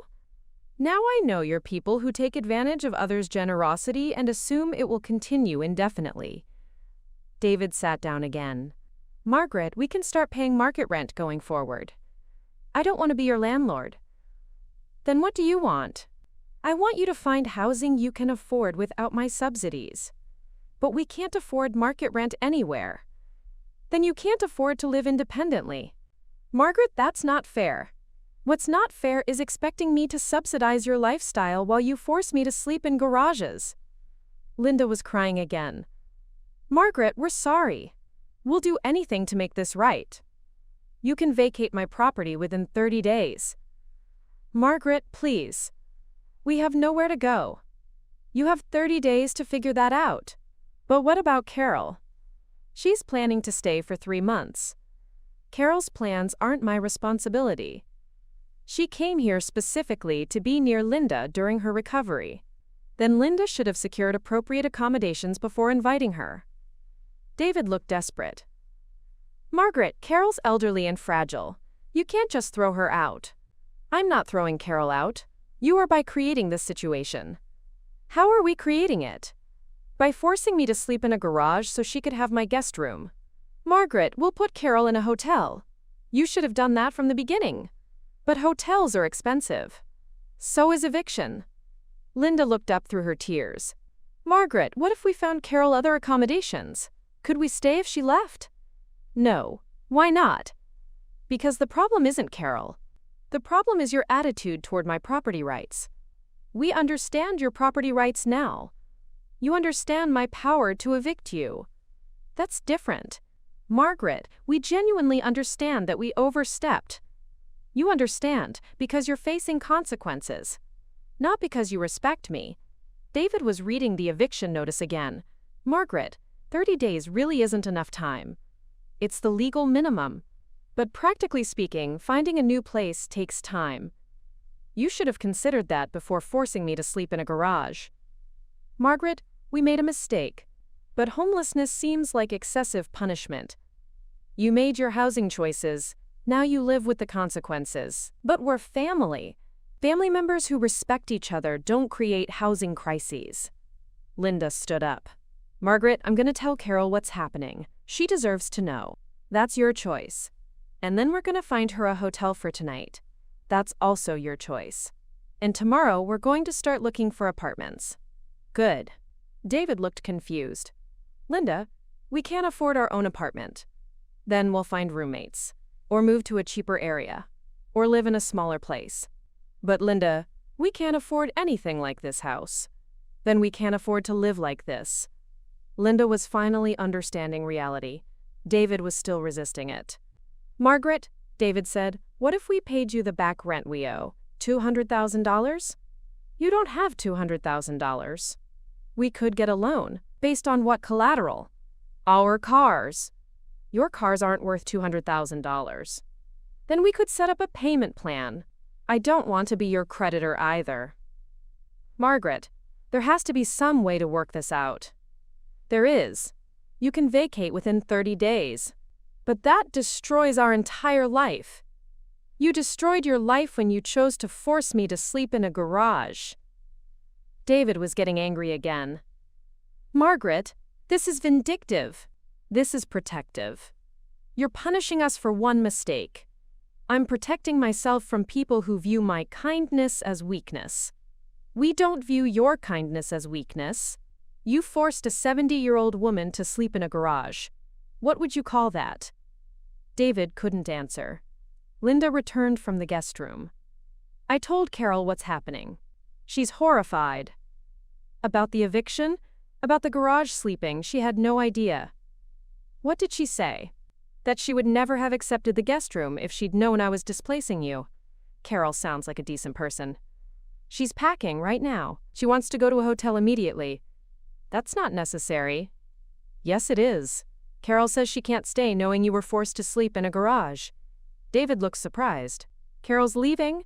She's appalled by our behavior. She says she didn't raise me to treat elderly homeowners so disrespectfully. What else did she say? That she's ashamed of me. That she's canceling her extended visit.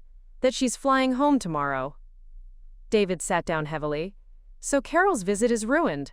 We ruined Carol's visit by creating an inappropriate situation.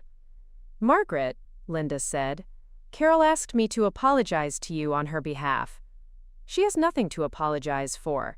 She feels terrible that her visit caused this conflict. Her visit didn't cause this conflict. Your attitude toward my property rights caused this conflict. Margaret, Carol wants to meet with you before she leaves. What for? To apologize personally, and to thank you for your hospitality over the years. She doesn't need to do that. She insists. Carol says she raised her daughter better than this. David looked at Linda. Your mother's disappointed in you? She's horrified. She says forcing elderly people to sleep in garages is elder abuse. Elder abuse? That's extreme. Is it?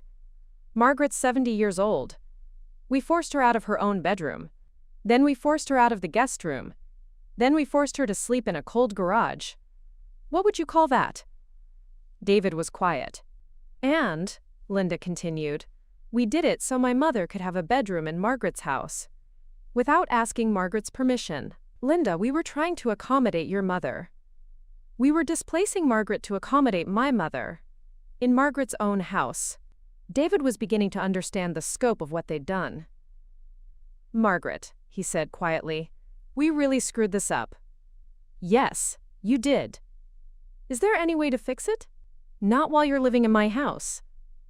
You really want us gone? I really want to be treated with respect in my own home. Can't we learn to do that here? You've had 15 years to learn respect. You learned control instead.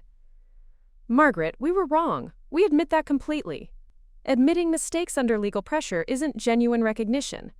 Then what would be genuine recognition? Voluntary respect, shown before being forced to show it. But we can show voluntary respect going forward.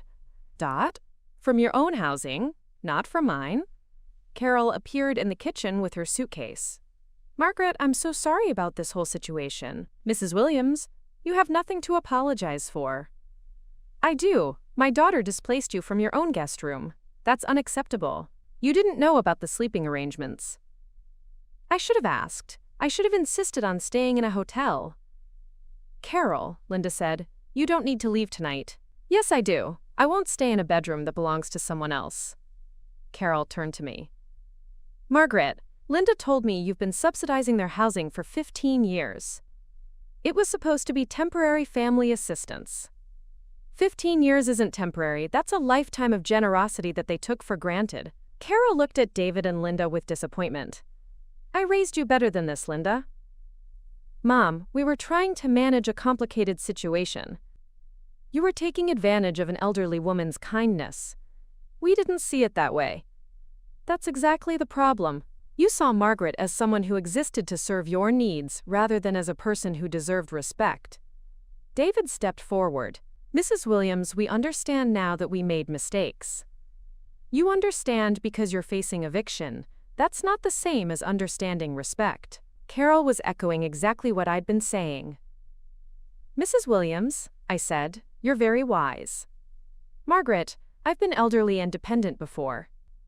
I know how people treat you when they think you're powerless. How do they treat you? Like you exist for their convenience. Like your feelings don't matter. Like your needs are secondary to everyone else's. That's exactly how David and Linda have been treating me. Carol nodded. And they probably thought they were being helpful. They thought they were managing a burden. Which is why this eviction is appropriate. People need to learn that elderly doesn't mean powerless. David looked shocked. Mrs. Williams, you think Margaret should evict us? I think Margaret should protect herself from people who abuse her generosity. We weren't abusing her generosity. You forced her to sleep in a garage. What would you call that? David had no answer. Carol turned back to me. Margaret, I'm taking a taxi to the airport hotel. I'll fly home first thing tomorrow. I'm sorry your visit was ruined. My visit wasn't ruined. My daughter's character was revealed.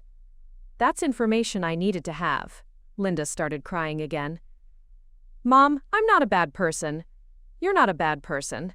But you made very bad choices about how to treat someone who's been extraordinarily generous to you. Can you forgive me? I can forgive you. But you need to fix this situation properly. How? By respecting Margaret's decision and finding your own housing like adults. But Mom, we can't afford our own place. Then you've been living beyond your means for 15 years. Margaret was helping us. Margaret was subsidizing a lifestyle you couldn't afford. That's not sustainable. Carol hugged me goodbye. Margaret, thank you for 15 years of generosity that my daughter didn't appreciate properly. You're welcome. And thank you for teaching her that kindness isn't weakness. I hope she learns that lesson. She will. Even if it takes losing everything she took for granted. Carol left for the hotel. The house was quiet except for Linda's crying. David sat at the kitchen table staring at the eviction notice. Margaret, is this really final? Yes. There's nothing we can do to change your mind? Nothing. Even if we become perfect tenants going forward, perfect tenants pay market rent and follow all property rules from the beginning. We can do that now. Now isn't soon enough. Margaret, please give us one more chance. I gave you chances for 15 years. You used them all up. Linda looked up from her tears. Margaret, what's going to happen to us? You're going to learn to live within your means. But we don't know how. You'll figure it out. Like every other adult who doesn't have relatives subsidizing their lifestyle. Margaret, we're scared. You should have been scared before forcing me to sleep in a garage. We didn't think about the consequences. That's exactly the problem. You never think about consequences for your actions. David stood up. Margaret, I'm going to make some phone calls. See if we can find a place to rent. Good. Linda, your housing search problems aren't my responsibility, but you could help us by not mentioning the eviction. I could help you in many ways, but you've exhausted my willingness to help. Linda realized that begging wasn't going to work. Margaret, we understand. Good. David looked at his watch. It's getting late. Linda, we should start making phone calls about apartments. Tonight? The sooner we start, the better our chances of finding something. They headed toward their bedroom. My master bedroom. Which would be mine again in 30 days. Margaret, David said at the doorway, thank you for 15 years of generosity that we didn't appreciate properly. You're welcome. And thank you for teaching us that actions have consequences. You taught yourselves that. I just provided the consequences. After they left the kitchen, I sat alone at my table, Panky, for you in my house, where I would soon be sleeping in my own guest room again, Panky. Or maybe in my master bedroom, because it was my house. And I was the one who got to decide where everyone slept. Mapri, including me. Bapri. 30 days later, I watched from my kitchen window as the moving truck pulled away from my house. David and Linda had found a one-bedroom apartment in the older part of town. 800 square feet. No garage, no pool, no backyard for wedding receptions. Market rent, $1,200 monthly, plus utilities, plus renter's insurance, plus all the expenses that homeowners like me had been covering for them. Tusaiwa, they'd learned what independent living actually costs.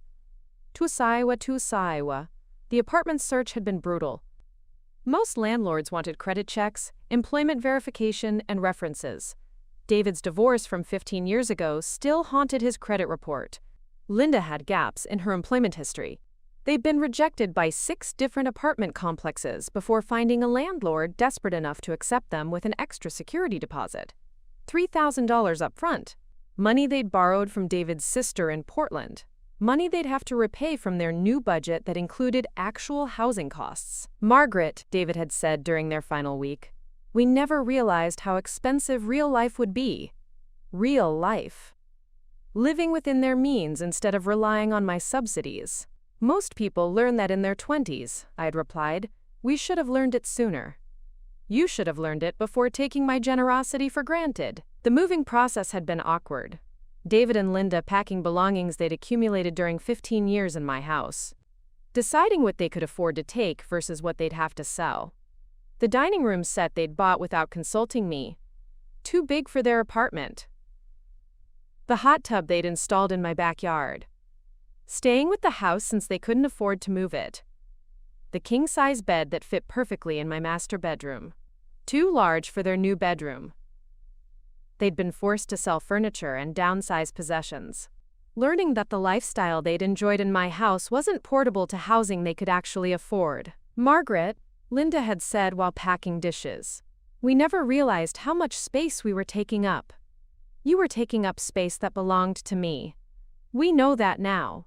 You know it because you're facing the consequences. The wedding plans had been canceled. Or postponed indefinitely. Hard to plan a reception for 200 guests when you're living in a one-bedroom apartment. Margaret, Linda had asked during their last week, do you think we'll ever be able to afford a house like this? If you save money instead of spending it on luxuries, how long would that take? 20 to 30 years. If you're disciplined about budgeting, 30 years? That's how long it takes most people to afford homeownership without subsidies. Linda had looked around my kitchen with new understanding. We were living in a house we couldn't afford. You were living in subsidized housing that I provided out of generosity. Generosity we wasted. Generosity you took for granted. The night before they moved out, David had knocked on my bedroom door. My master bedroom that I'd reclaimed 2 weeks earlier. Margaret, can we talk? About what? About what we learned from this experience. What did you learn? That respect isn't automatic. That kindness shouldn't be taken for granted. That elderly people aren't powerless just because they're elderly. What else?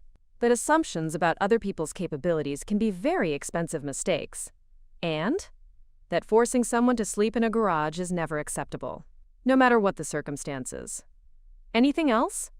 That we owe you a debt we can never repay. You don't owe me money, David. You owe me 15 years of respect that you never showed. Can we earn that respect going forward?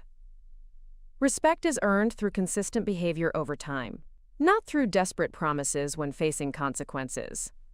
But we can try. You can try. From your own apartment.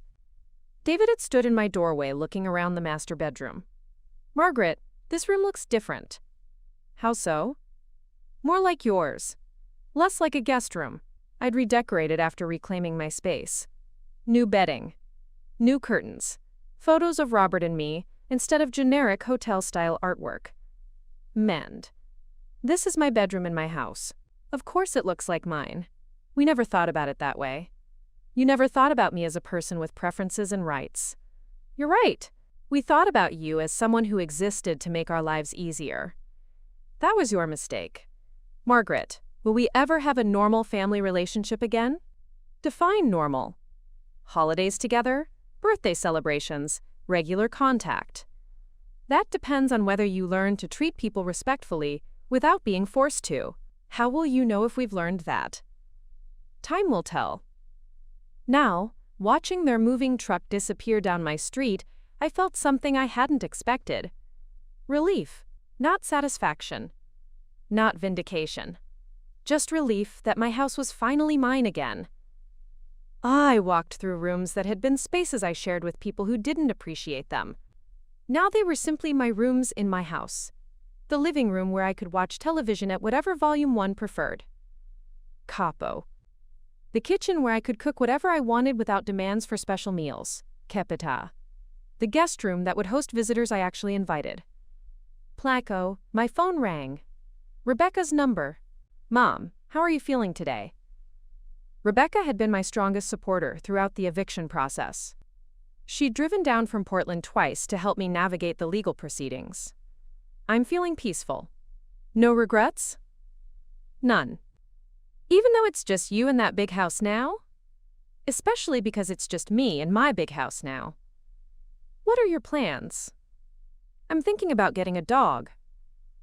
A dog? I've always wanted a dog. Robert was allergic. David and Linda said pets were too much responsibility. What kind of dog? Something medium-sized, friendly, good company. Mom, that sounds perfect. Rebecca, can I ask you something? Anything. Do you think I was too harsh with David and Linda? Mom, they forced you to sleep in a garage. In your own house. How is protecting yourself from that treatment harsh? Some people might say family should forgive family. Some people might say family should respect family. True. Mom, you showed incredible patience for 15 years. You subsidized their lifestyle. You accommodated their demands. You treated them with generosity they never earned. And they repaid that generosity by forcing me into garage sleeping. Exactly. You weren't harsh. You were appropriately protective of your dignity. Rebecca, thank you for supporting my decision. Mom, thank you for teaching me that kindness isn't weakness. After talking with Rebecca, I called Patricia. Margaret, how are you feeling now that they're gone? Relieved. And grateful for your legal advice. Any regrets about the eviction process? None. It was the right decision. Have you heard from David and Linda since they moved? David texted yesterday. They're settling into their apartment. How are they adjusting? Learning that independent living is expensive and challenging. Are they managing financially? Barely. But that's their responsibility now. Margaret, what are your plans for the house? I'm thinking about renovations. Maybe converting one bedroom into an office space. That sounds wonderful. Patricia, can I ask you something? Of course. Do you think David and Linda learned anything from this experience? I think they learned that actions have consequences. Whether they learned respect remains to be seen. How will I know if they've learned respect? If they learn respect, they'll demonstrate it without being forced to. They'll show genuine appreciation for what you provided, rather than just apologizing for getting caught. And if they haven't learned respect, then you'll know you made the right decision to protect yourself. That evening, I cooked dinner for one. Something I'd rarely done during 15 years of cooking for 4 people. Salmon with lemon, asparagus, wild rice. Foods I enjoyed, but rarely prepared because David and Linda preferred simpler meals. I ate at my kitchen table reading a book instead of listening to complaints about household issues or demands for schedule accommodations. The silence was lovely. My phone buzzed with a text message from David. Margaret, we wanted you to know we're settled in our apartment. It's small but clean. We're learning to budget for all the expenses we never realized you were covering. Thank you for 15 years of generosity we didn't appreciate properly. I read the message twice before responding. Thenia, I'm glad you're settled. Learning to live within your means is an important life skill. Margaret, do you think we could visit sometime? Maybe for dinner? We'd like to show you that we've learned from our mistakes. Visit for dinner. David and Linda wanted to return to my house as guests instead of residents. Perhaps in a few months, after you've had time to establish your new lifestyle.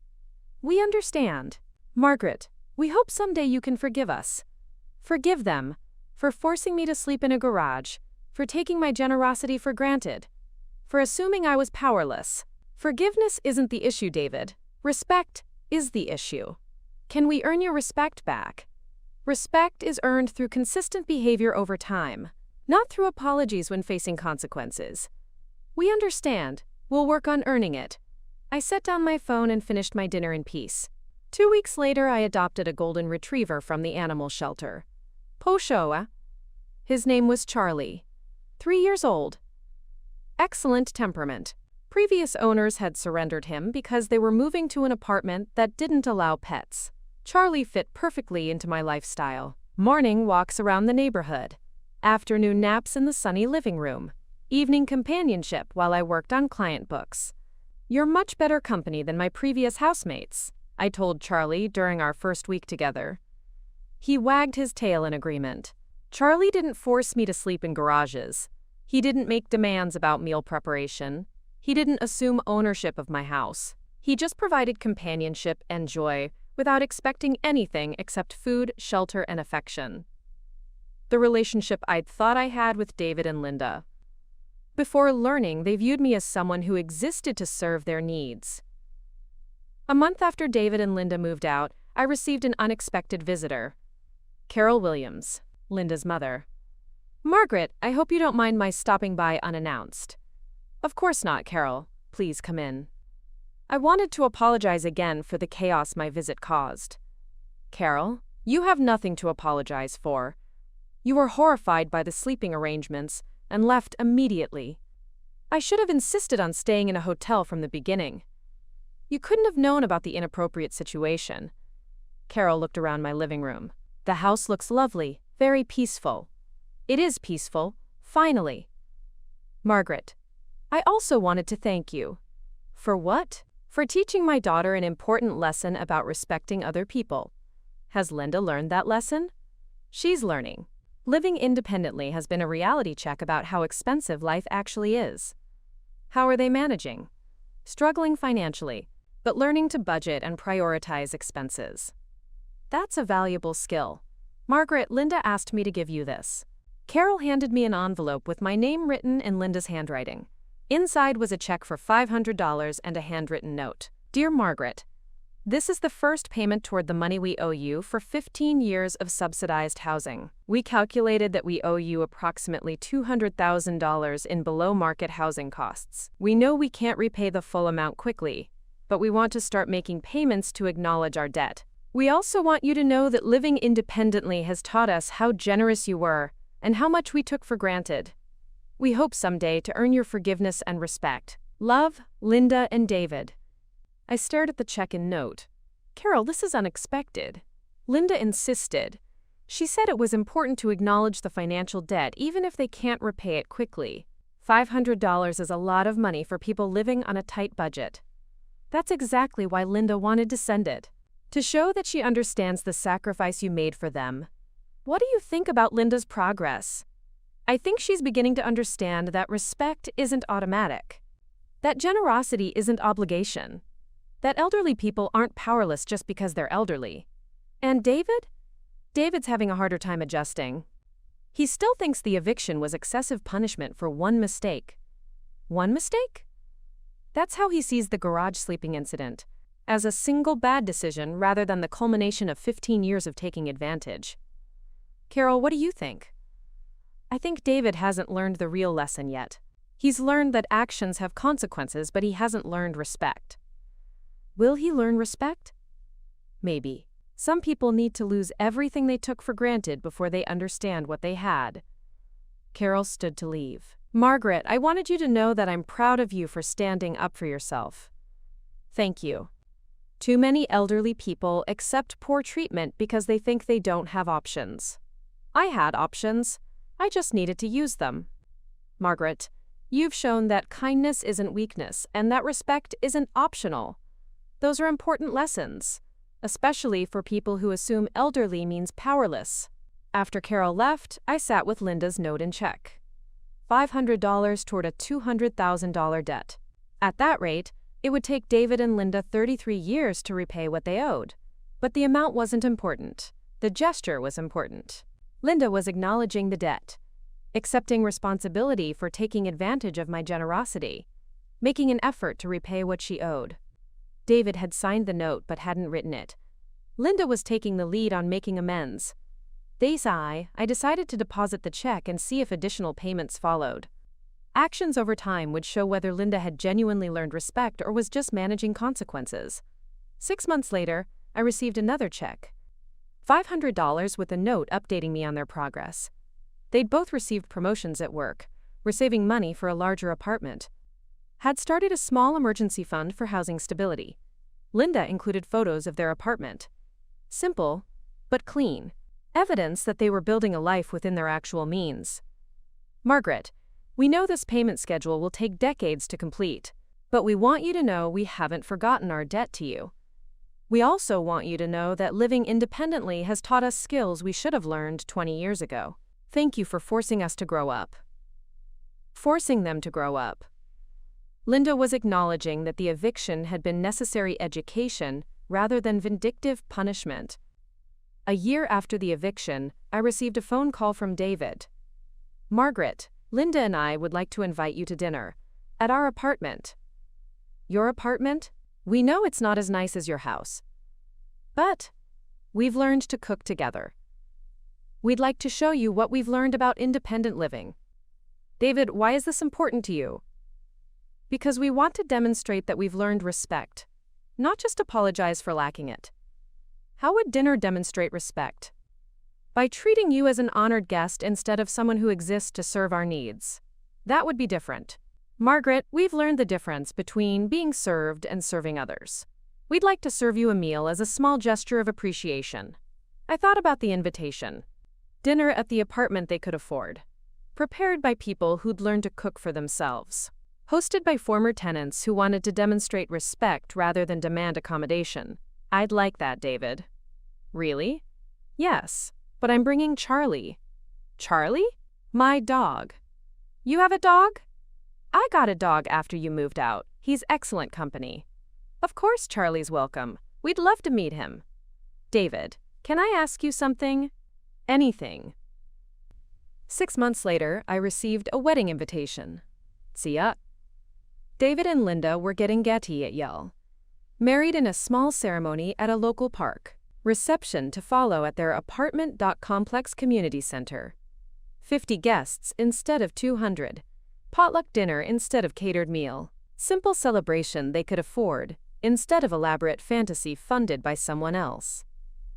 Margaret, we would be honored if you would attend our wedding. We know we don't deserve your presence after how we treated you. But we hope you'll consider celebrating this milestone in our journey toward becoming better people. I attended their wedding with Charlie as my date. The ceremony was lovely. Simple vows about building a life together based on mutual respect and shared responsibility.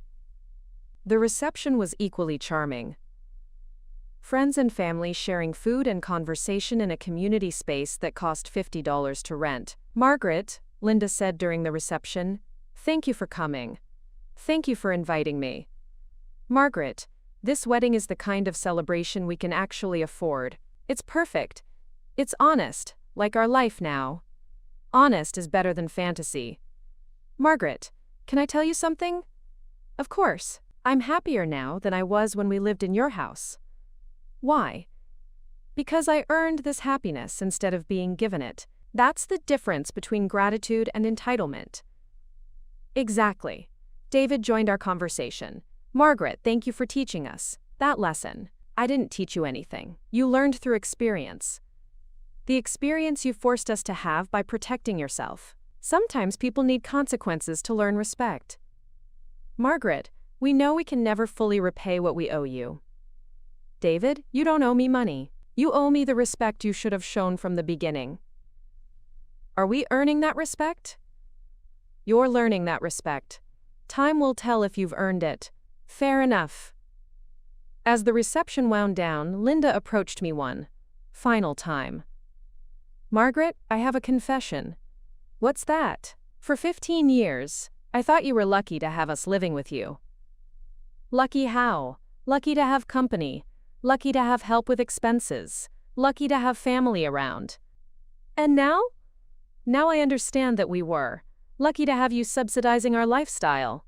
Linda, what did you really learn? That assuming someone needs you can be a very expensive mistake, especially when they actually control everything you think is yours. Anything else? That kindness isn't weakness. That generosity isn't obligation. That elderly doesn't mean powerless. Those are important lessons. Margaret, the woman we forced to sleep in. A garage turned out to be the woman who owned everything we took for granted. Yes. We should have known better. You should have shown respect, without being forced to learn it. But we did learn it. You learned consequences. Whether you learned respect will be proven over time. Margaret, thank you for being the teacher we needed even when we didn't deserve the lesson. Linda, thank you for learning that respect isn't optional in family relationships. 3 years later, I still receive $500 payments every 6 months. David and Linda have moved to a larger apartment. They've built an emergency fund. They've learned to live comfortably within their means. More importantly, they've learned to treat Trektomy people respectfully without being forced to do so. My name is Margaret Chen. I'm 73 years old. 3 years ago, my stepson and his girlfriend made me sleep in a garage so her mother could have my guest bedroom. Today, I sleep in my own master bedroom. In my own house with my dog Charlie. The people who thought I was a powerless burden learned that I controlled everything they thought was theirs. Papatile. Sometimes the best lessons are the most expensive ones. Hevapioeo sometimes people need to lose everything they took for granted before they learn respect. And sometimes, the person everyone underestimates turns out to be the person who controls their entire future. Respect isn't optional in relationships. Kindness isn't weakness. And assumptions about other people's power can cost you everything you think you own. I'm living proof that it's never too late to stand up for yourself. Never too late to demand the respect you deserve. Never too late to show people that underestimating someone can be the most expensive mistake of their lives. The woman they forced into the garage was the woman who owned the house. Plaf. They just learned that truth the hard way. Up next, you've got 2 more standout stories right on your screen. If this one hit the mark, you won't want to pass these up. Just click and check them out. And we're not odd. Don't forget to subscribe and turn on the notification bell so you don't miss any upload from us.